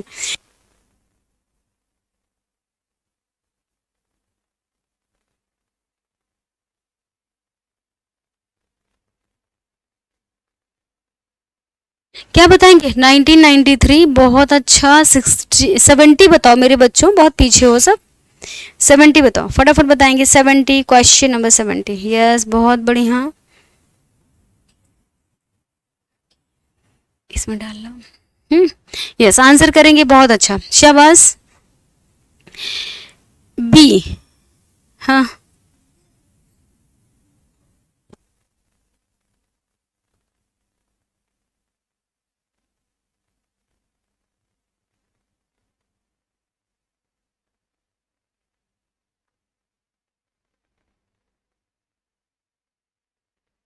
ये जितने लोग बी की तरफ जा रहे हो ना मेरे बच्चों, जितने लोग बी की तरफ जा रहे हो सब के सब गलत हो।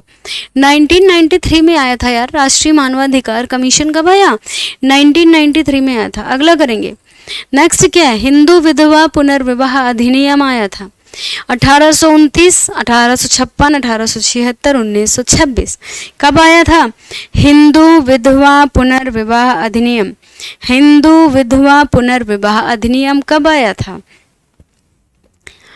यस आंसर करेंगे, फटाफट बताएंगे भाई कब आया था बच्चों, 1856, ठीक है, 1856, option B is the correct answer. अगला करेंगे, नेक्स्ट क्या है, हिंदुओं में विवाह को कितने परंपरागत स्वरूप माने जाते हैं, तो विवाह के परंपरागत स्वरूप कितने माने जाते हैं, 8 विवाह माने जाते हैं अपने यहाँ, ठीक है। अगला करेंगे, स्वास्थ्य शिक्षा प्रदान करने हेतु तो सरकार द्वारा क्या प्रयास किया जा रहा है, बताइए। स्वास्थ्य शिक्षा प्रदान करने हेतु तो भाषणों का आयोजन किया जा रहा है, प्रदर्शनियां भी लगाई जा रही हैं, चलचित्रों का निर्माण किया जा रहा है, या फिर उपरोक्त सभी। तो देखो स्वास्थ्य से संबंधित चीजें हैं, उन्हें स्पीच देकर भी जागरूक किया जा रहा है, ऐसा नहीं करें ये करें, हाथ धुलें, ठीक है, सुमन के अपनाएं, इस तरह से प्रदर्शनियां भी लगाई जा रही हैं, छोटे छोटे नुक्कड़ नाटक भी करके दिखाए जा रहे हैं, चलचित्रों के माध्यम से बताया जा रहा है, वगैरह वगैरह, है ना। तो भाई ये सभी के सभी काम किए जा रहे हैं मेरे बच्चे, D is the correct answer. अगला करेंगे 74, कौन सा असत्य, प्रश्नावली तथा अनुसूची एक दूसरे के पूरक होते हैं, प्रश्नावली का क्रियान्वयन अनुसूची के क्रियान्वयन से अपेक्षाकृत कम समय लेता है, या फिर प्रश्नावली तथा अनुसूची एक दूसरे के परस्पर विरोधी हैं, या फिर कह रहा है प्रश्नावली तथा अनुसूची के निर्माण के चरण में लगभग एक समान है। आंसर करेंगे मेरे बच्चों, फटाफट बताएंगे आंसर क्या जाएगा, बोलेंगे मैम कौन सा असत्य है। यस फटा असत्य हमें बताना है, कह रहा है प्रश्नावली और अनुसूची एक दूसरे के परस्पर विरोधी, ऐसा नहीं है कि ये एक दूसरे के परस्पर विरोधी, नहीं, युद्ध थोड़ी करना है।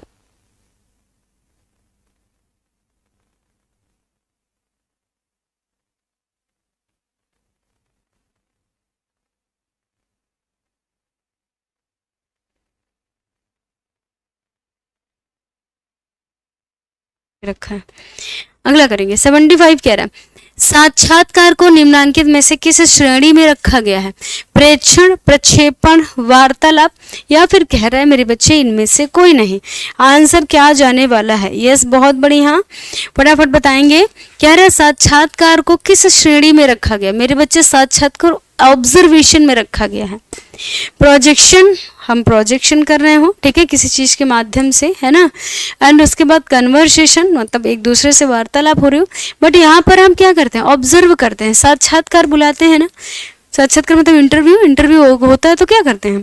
कैंडिडेट को ऑब्जर्व ही तो करते हैं ना, इनका कॉन्फिडेंस क्या है, इनका नॉलेज क्या है, वगैरह वगैरह। बोलेंगे ma'am A is the correct answer, ठीक है। क्या जाने वाला है मेरे बच्चों? Option A is the correct answer. चलिए, असली कंपटीशन आप लोगों में ही है, बाकी सब थोड़ा थोड़ा देखने वाले हैं। ये लोग अपना कहने वाली बात अलग है, ये बिल्कुल सत्य है मेरे बच्चों, ठीक है। आपके इससे आकलन लग जाता है इस तरह से, जैसे आप देखते हैं शुरुआत में बच्चे आ जाएंगे काफ़ी सारे, 1 घंटा होता है भाग जाते हैं, ठीक है। उनको इतना फोकस नहीं रहता है अपने उस पर, ये वास्तविकता है, ठीक है। और ये जो वास्तव में जो कंपटीशन है वो आप सबके ही बीच है। इतने ज़्यादा से ज़्यादा, मैं बहुत ज़्यादा नहीं कहती, इनमें से आप ये मान लो कि कुछ बच्चे ऐसे हैं जो सेल्फ से पढ़ रहे हैं, जिनको बहुत अच्छा ज्ञान है। हम ये नहीं कहेंगे कि वो आपके कॉम्पिटिटर नहीं है। 1000 बच्चा मान लो और कॉम्पिटिटर है आपका। रियल कंपटीशन आपका आपके लोगों के ही बीच होना है, इतने ही बच्चे जितने अंत तक रहते हैं, है ना। आप देखते हो, ठीक है। चलिए आंसर करेंगे, ओके। तो ये ध्यान रखिएगा और आप लोग डेडिकेट रहिए, ठीक है। तो आप बहुत ज़्यादा इतना वो नहीं है, कुछ तो बिल्कुल आते ही नहीं है, 1-2 नंबर से जो पॉइंट से आगे पीछे जाते हैं वो बस आप में से ही कुछ निकल के आ जाते हो। देखिएगा रिजल्ट आएगा तो आप लोग खुद कहिएगा कि हाँ मैम ऐसा क्या है, ठीक है। चलिए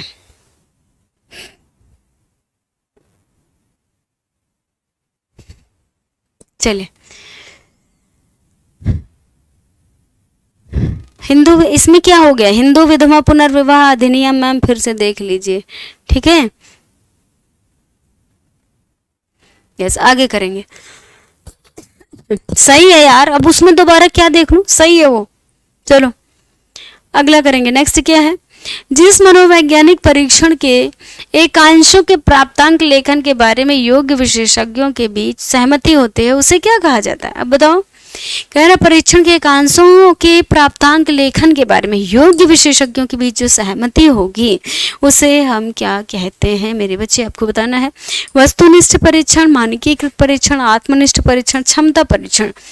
option A is the right answer. अगला करने वाले हैं 77। कह रहा है एक उत्तम परीक्षण की कई विशेषताएं होती हैं, निम्नांकित में से किसे उनमें नहीं रखा जा सकता? आपको बताना है किसे उनमें नहीं रखा जा सकता है। परीक्षण का आत्म सह संबंध रखा जाएगा, वैधता में रखा जाएगा, मानक में, आत्मनिष्ठता में नहीं रखा जाएगा। बोलेंगे ma'am D is the correct answer. अगला करेंगे निम्नांकित में से किस प्रतिदर्शन विधि में प्रतिदर्श जीव संख्या का उत्तम प्रतिनिधित्व नहीं करते? ठीक है, आपको देखना है कोटा प्रतिदर्शन, क्षेत्र प्रतिदर्शन, साधारण यादृच्छिक प्रतिदर्शन या फिर स्तरित यादृच्छिक प्रतिदर्शन। तो किस में जाएगा मेरे बच्चे? कोटा प्रतिदर्शन। Option A is the correct answer. Right बच्चे, option A is the correct answer. अगला करेंगे। नेक्स्ट क्या है? क्वेश्चन नंबर 79 कह रहा है कौन सी वैधता सैद्धांतिक वैधता के नाम से जानी जाएगी? बताइए, सैद्धांतिक वैधता के नाम से कौन सी वैधता जानी जाएगी? पूर्व कथनात्मक वैधता, संरचनात्मक वैधता, फलन वैधता या फिर अंतर विषय वैधता? एक ही ऑप्शन में मिलेगा संरचनात्मक वैधता। Option B is the correct answer. ठीक है, मनोमिति मापनी के निर्माण के लिए निर्मित लिंकट मापनी किस नाम से जानी जाती है? समदृष्टि अंतराल विधि, अनुक्रमिक अंतराल विधि, संकलित रेटिंग की विधि या फिर स्कैलोग्राम विश्लेषण? आपको बताना है मेरे बच्चे, फटाफट आपको बताना है। आंसर क्या आ जाएगा? बोलेंगे मैम संकलित रेटिंग की विधि। Option C is the right answer. 81 कह रहा है आज शिक्षा प्रदान करने का सबसे प्रभावशाली साधन है। आज शिक्षा प्रदान करने का सबसे प्रभावशाली साधन है क्या? रेडियो, दूरदर्शन, पोस्टर, नाटक। तो भाई वर्तमान समय में, है ना, तो वर्तमान समय में सबसे बेस्ट जो ऑप्शन है वो क्या है? दूरदर्शन, जिसे हम टीवी कहते हैं। कम समय में सबसे तेज हमें रिस्पॉन्स मिलता है मेरे बच्चों। आंसर क्या जाने वाला है? बी। अगला करेंगे, संचार सामाजिकरण का प्रमुख माध्यम है। ये कथन किसका है? संचार सामाजिकरण का प्रमुख माध्यम है। दहामा का, श्यामा चरण दुबे का, कुप्पू स्वामी का, या फिर श्री एसपी सूपे जी का है? आंसर करेंगे मेरे बच्चों, फटाफट बताएंगे। संचार सामाजिकरण का प्रमुख माध्यम है। आंसर करिए, बताइए।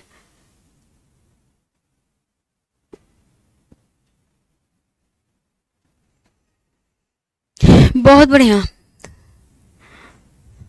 सी, बी, ए। क्या बोलेंगे? बोलेंगे मैम श्यामा चरण दुबे जी का है। Option B is the correct answer. ठीक है, नेक्स्ट करेंगे। अरस्तु के अनुसार संचार के तत्व 4 हैं, 5 हैं, 3 हैं, 6 हैं। कितने हैं? 3 हैं। SSA, right. अगला करेंगे 84। SMCRE मॉडल का वर्णन किया गया है। बताइए किसके द्वारा? SMCRE मॉडल का वर्णन किसने किया? लीगन्स ने, लॉसवेल ने, सूपे में ने, या फिर किसी भी ने? तो भाई SMCRE सूपे, ठीक है, सूपे। ठीक है, ऑप्शन क्या जाने वाला है मेरे बच्चों? बोलेंगे ma'am option C is the correct answer. Next क्या है? जनसंचार माध्यम है। जनसंचार माध्यम है। Thank you. जनसंचार माध्यम है।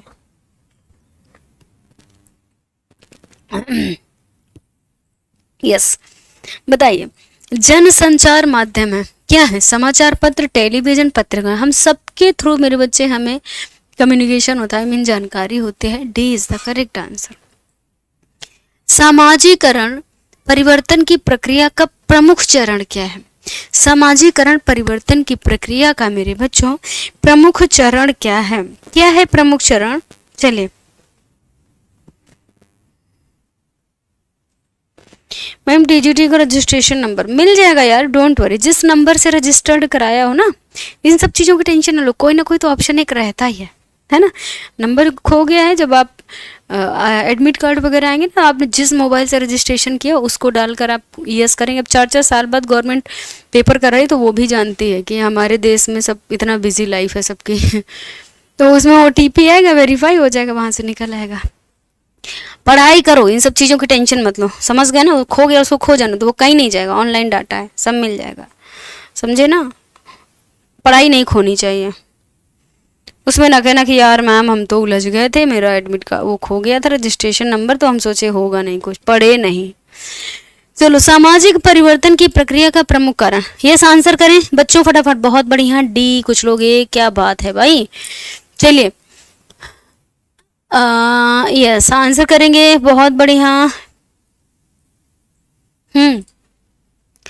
कह रहा है सामाजिकरण परिवर्तन प्रक्रिया का प्रमुख चरण यहाँ पर पूछा गया है नवाचार, सामाजिक स्वीकृति और चयनात्मक त्याग। Option D is the correct answer. ठीक है, अगला करेंगे। जनसंचार के सबसे सशक्त माध्यम चलचित्र का आविष्कार हुआ था 18वीं शताब्दी, 20वीं शताब्दी, 19वीं शताब्दी, या फिर किसी में भी नहीं।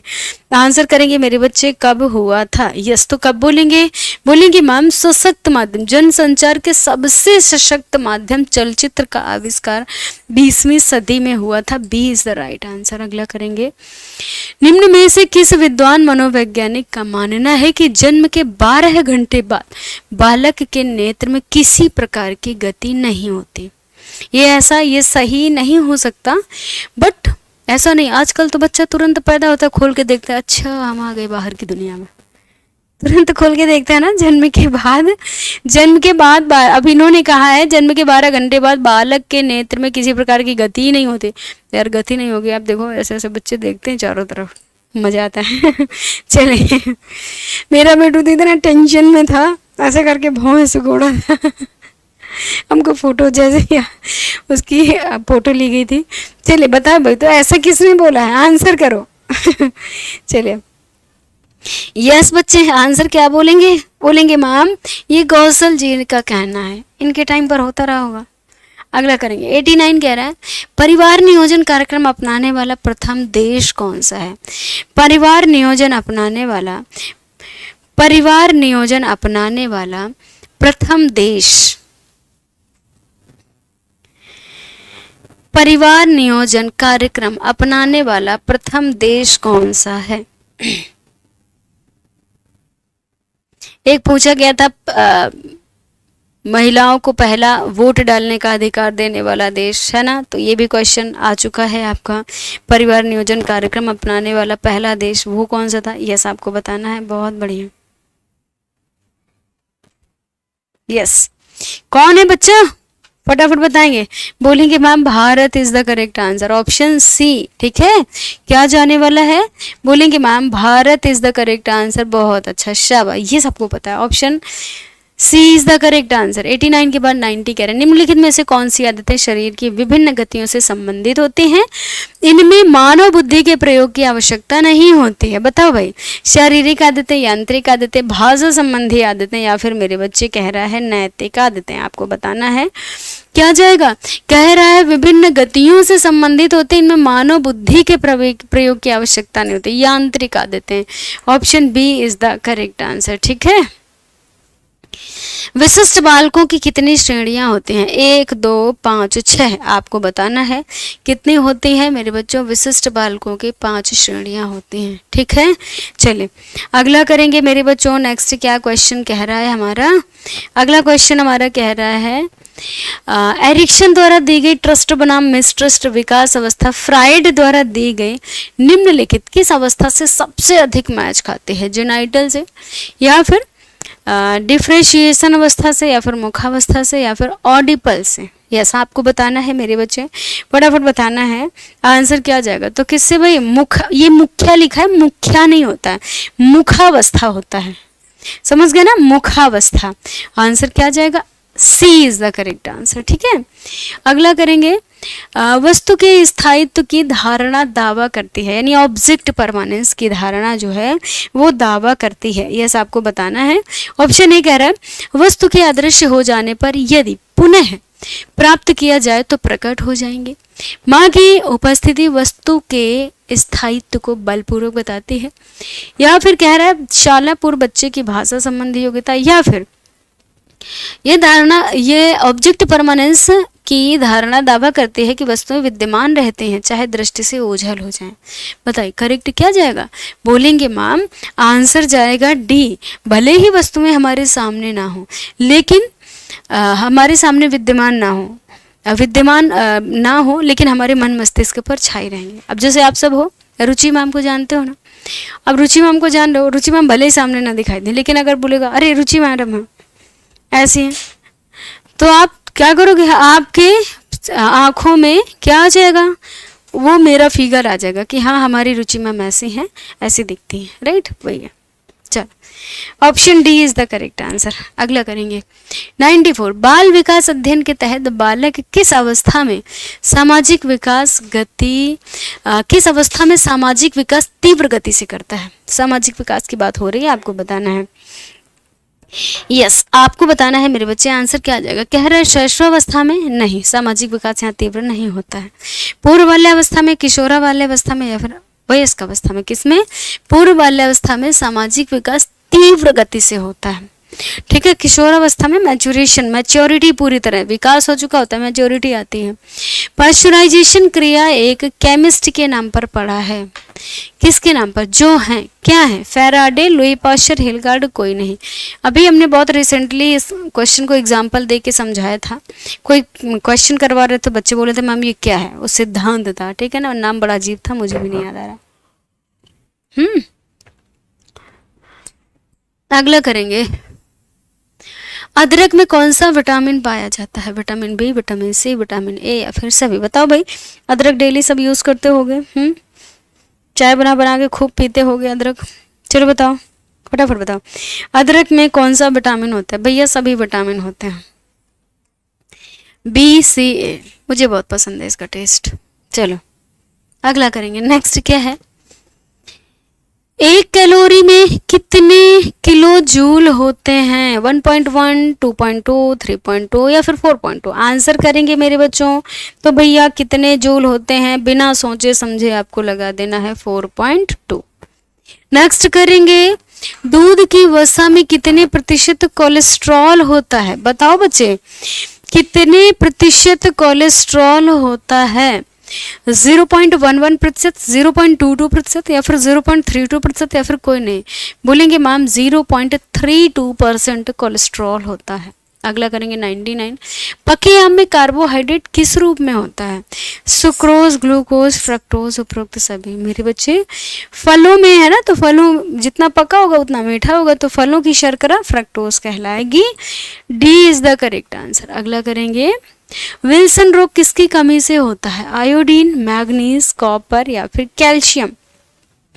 आंसर करेंगे मेरे बच्चों, विल्सन रोग किसकी कमी से होता है? यस, आंसर करेंगे। बहुत बढ़िया। Question number 100। आप लोग बहुत पीछे हो। फटाफट आंसर करो, बताओ।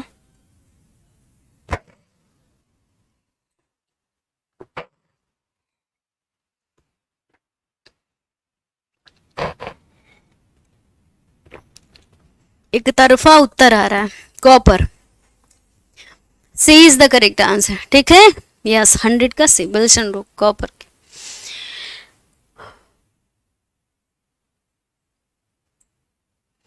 यकृत अधिक से अधिक कितना विटामिन ए संचित कर सकता है? 50 लाख, 25 लाख, 20 लाख? 50 लाख, 25 लाख, 20 लाख या फिर 50 लाख? ये ऑप्शंस रिपीट है मेरे बच्चों, यस आपको बताना है। बहुत बढ़िया। तो देखो यार, ये ऑप्शन रिपीट हो गया, इसको हम लोग चेंज कर लेंगे, 55 लाख कर लेंगे।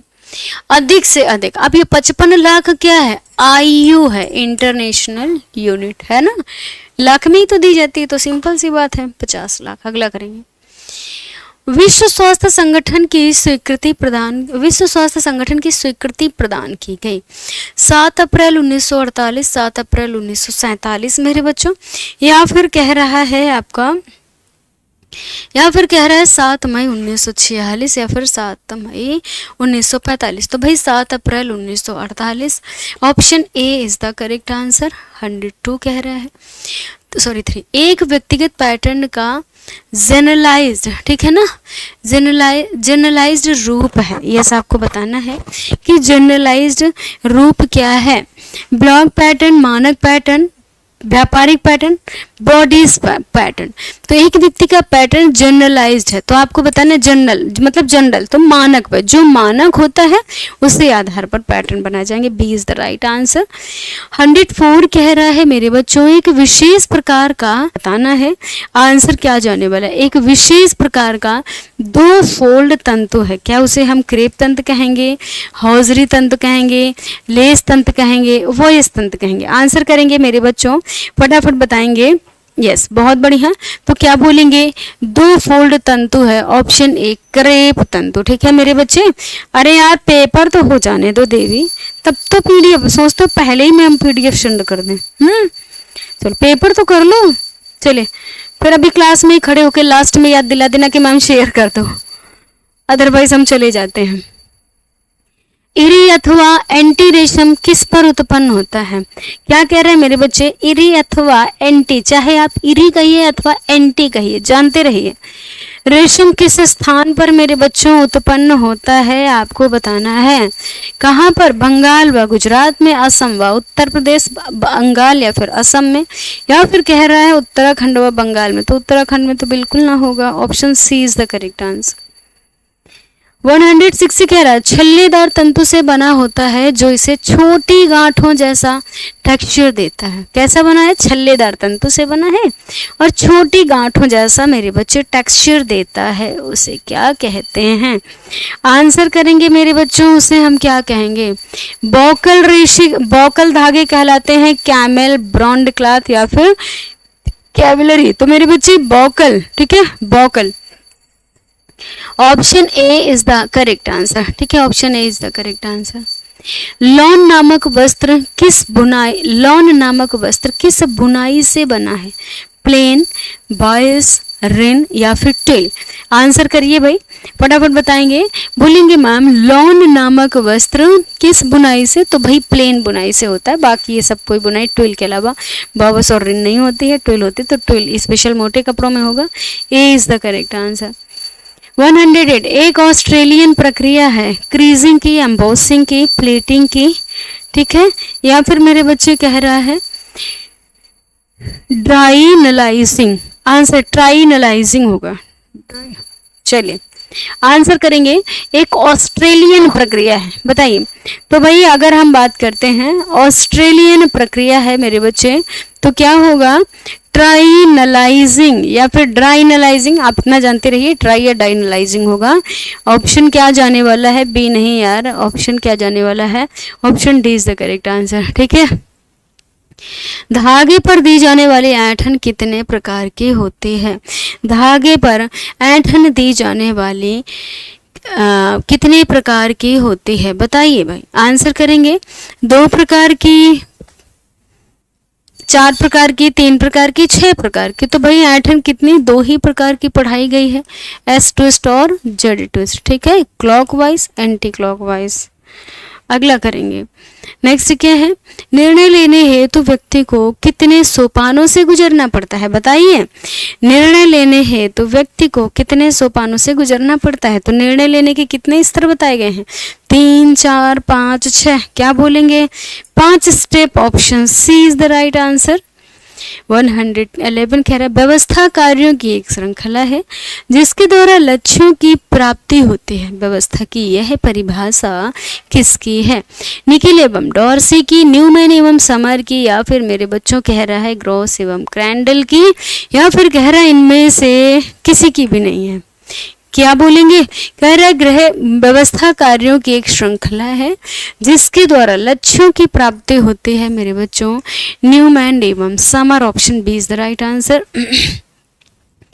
अगला कह रहा है विभिन्न विकल्पों की सूची बनाने के पश्चात कौन सी कार्यवाही की जाती है? विकल्पों की सूची बनाने के बाद या पश्चात कौन सी कार्यवाही की जाती है? आपको बताना है। यस, बहुत बढ़िया। क्या बताएंगे? विकल्पों की सूची बनाने के पश्चात कौन सी कार्यवाही की जाती है? तो विकल्प का चयन या फिर अंतिम निर्णय, नहीं लास्ट में होगा, विकल्पों पर विचार या फिर कोई नहीं। तो अगर विकल्प की सूची बनाई गई कि देखो हमें कहीं जाना है तो हम पैदल भी जा सकेंगे, बाई बस भी जा सकेंगे, कार भी जा सकेंगे, ट्रेन भी जा सकेंगे, किस में बेस्ट रहेगा? तो हम विकल्पों पर विचार कर लेंगे, है ना।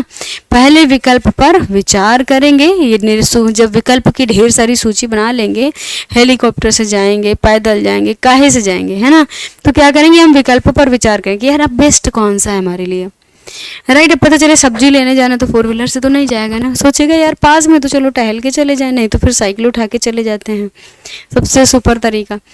तो बोलेंगे आंसर क्या जाने वाला है? सी इज द करेक्ट आंसर। और जब हम विकल्पों पर विचार कर लेंगे तब उनमें से जो बेस्ट होगा उसका चयन करेंगे कि हाँ हमारे लिए ये, और उस अंतिम निर्णय ले लेंगे कि भाई डन ये हो जाएगा, है ना। अगला करेंगे 13 कह रहा है डिजाइन के आधारित सिद्धांतों में से एक है संतुलन, रंग, रेखा, आकार। आंसर करो बच्चे, बहुत बढ़िया। क्या बताएंगे? डिजाइन के आधारित सिद्धांतों में से एक है, क्या है? संतुलन, राइट बच्चे, संतुलन होना जरूरी है। अगला करेंगे पति पत्नी दोनों जब आय अर्जित करते हैं तब कौन सा बीमा होता है? बंदोबस्ती बीमा, घर का बीमा, संयुक्त बीमा, आजीवन बीमा? बताओ, बताएंगे मेरे बच्चे, फटाफट बताएंगे उसे हम कौन सा बीमा होता है। चलिए, पति पत्नी दोनों जब आय अर्जित करते हैं तो कौन सा बीमा? संयुक्त बीमा। ये तो हम पहली बार सुना है। अगला करेंगे, नेक्स्ट क्या करेंगे? निम्न में से कौन सी थकान निराशा उत्पन्न करती है? शारीरिक थकान, बोरियत से होने वाली थकान, या फिर मेरे बच्चे कुंठाजनक थकान, या फिर उपरोक्त में से कोई नहीं। तो भाई अगर हम बोर हो रहे हैं ना तो हमें निराशा हो जाएगी, बोरियत से होने वाली थकान, right, option B is the correct answer. तो किस थकान से निराशा उत्पन्न होगी? बोरियत होने वाली थकान। कार्य के आयाम है मनोवैज्ञानिक कार्य, सामाजिक कार्य, आर्थिक कार्य, सभी। मोस्ट इंपॉर्टेंट है, क्वेश्चन बहुत पूछा जाता है। इसके अंतर्गत सब पॉइंट को जानते रहिएगा, इसके अंतर्गत सब पॉइंट जितने बताए हैं वो जानते रहिए, इसके अंतर्गत जितने सब पॉइंट बताए हैं वो, और जो अतिरिक्त बताए हैं वो भी ध्यान रखना।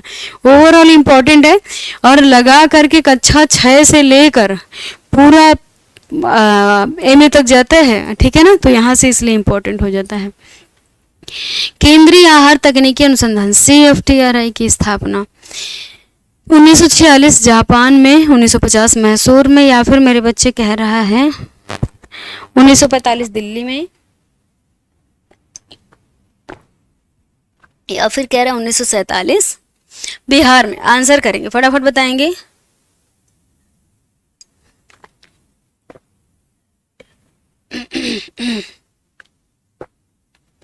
चलिए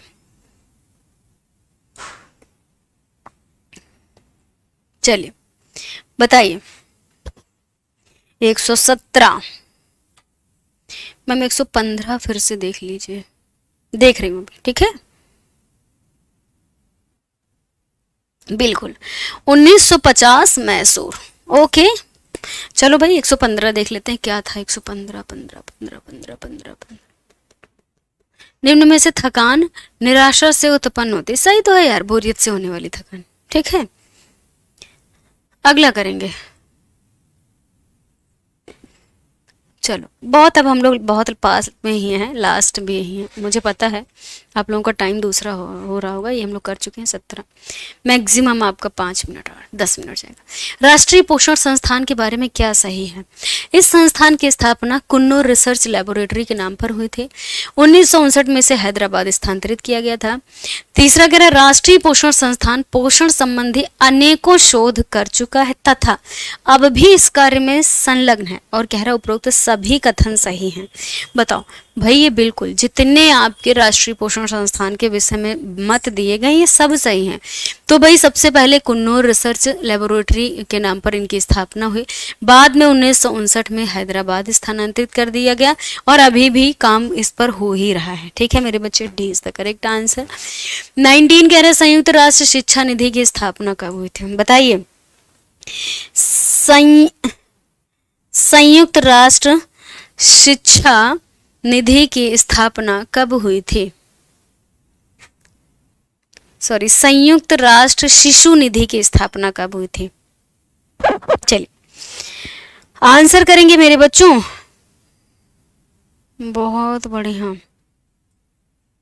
यस यस आंसर करेंगे। क्या जाने वाला है? संयुक्त राष्ट्र शिशु निधि की स्थापना आपको बताना है 1946, 1949, 1948 या फिर 1950। आंसर करेंगे मेरे बच्चों। देखिए वैसे 1945 है, लेकिन अब 45 नहीं है, है ना, तो कब की गई थी? 46 उसका नियर अबाउट आंसर है, तो आप कर सकते हैं। अगर आपको कहीं 45 मिल जाए तो रियल आंसर 1945 है, ठीक है, संयुक्त राष्ट्र संघ की स्थापना। अगला करेंगे। सन 1948 में वृद्ध आयु अधिकार पर एक घोषणा पत्र तैयार किया गया, यूएनओ द्वारा या फिर यूनिसेफ द्वारा या फिर WHO द्वारा मेरे बच्चों, या फिर कह रहा है यूनेस्को द्वारा। आंसर करेंगे, क्या जाने वाला है? बोलेंगे मैम 1948 में वृद्ध आयु अधिकार पर एक घोषणा पत्र यूएनओ द्वारा तैयार किया गया था। अगला करेंगे, संविधान के किस अनुच्छेद में ग्राम सभा का प्रावधान है? बताइए। अनुच्छेद 243 ए में, 245 में, या फिर अनुच्छेद 243 बी में, या फिर 243 सी में? मेरे बच्चों अनुच्छेद 243 ए में, option A is the correct answer. राष्ट्रीय पंचायत दिवस प्रारंभ किया गया, राष्ट्रीय पंचायत दिवस प्रारंभ किया गया, राष्ट्रीय पंचायत दिवस प्रारंभ किया गया 1 अप्रैल 2012 को, अप्रैल 2014 को मेरे बच्चों, या फिर कह रहा है अप्रैल 2010 या फिर अप्रैल 2016। आंसर करेंगे भाई, फटाफट बताएंगे, बहुत बढ़िया, यस तो बोलेंगे मैम राष्ट्रीय पंचायत दिवस प्रारंभ किया गया था। कब किया गया था? अप्रैल 2010 को पहला राष्ट्रीय पंचायत दिवस प्रारंभ किया गया था मेरे बच्चों। आंसर फिलहाल आपका क्या जाने वाला है?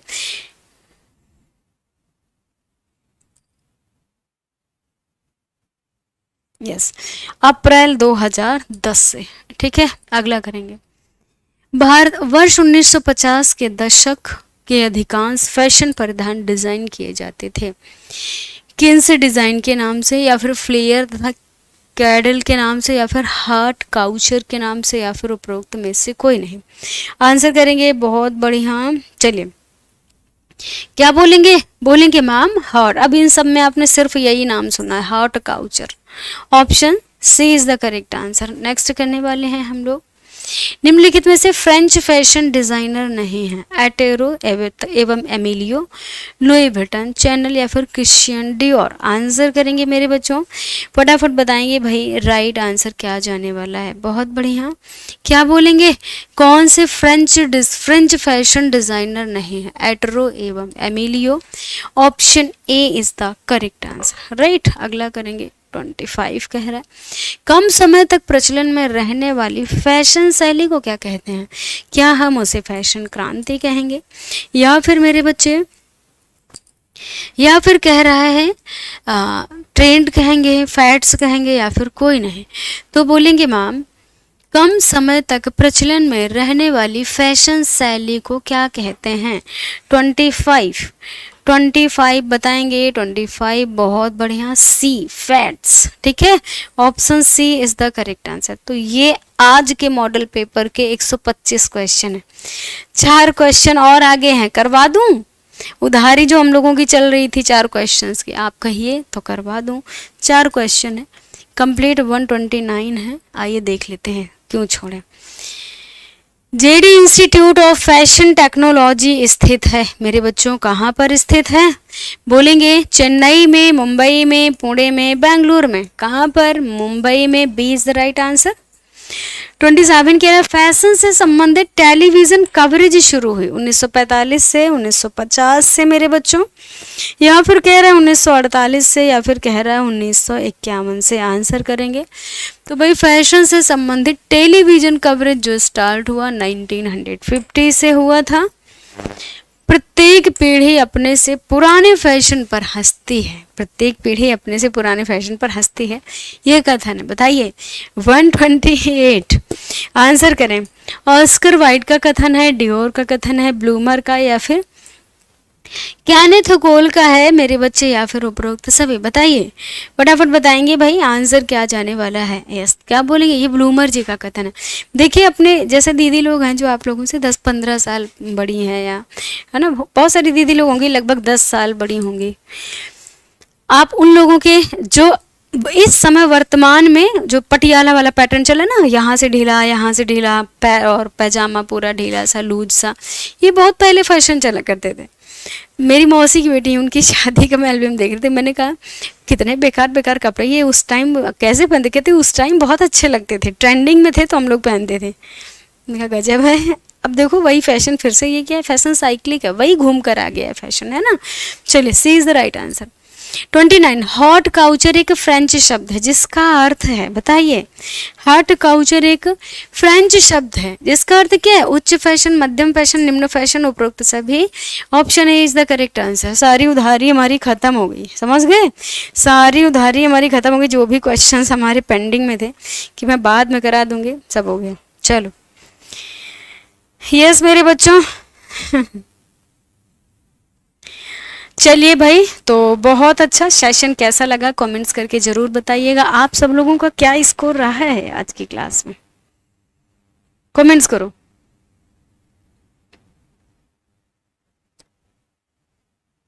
बिल्कुल एवरेज में सब चीजें हैं, लगभग सभी चीजों को कोशिश की जाती है कि आपकी आ जाए, है ना। और सारी चीज़ें पढ़ते रहिए। अभी आपका 2-3 मॉडल पेपर, लगभग 2 मॉडल पेपर और होगा जहाँ पर आपके सारे इस तरह के प्रश्नों को रखा जाएगा, मेंशन किया जाएगा। तो आप कुल मिला के आप इसी बहाने ना पढ़ते रहोगे, अदरवाइज आप पेंडिंग में डाल दोगे सारी चीज़ों को, है ना। चलो भाई, ओके, सो आज के लिए फ़िलहाल इतना ही। Thank you for watching with us, thank you for this session. मुलाकात करेंगे कल मेरे बच्चों। Bye bye, to take care all of you.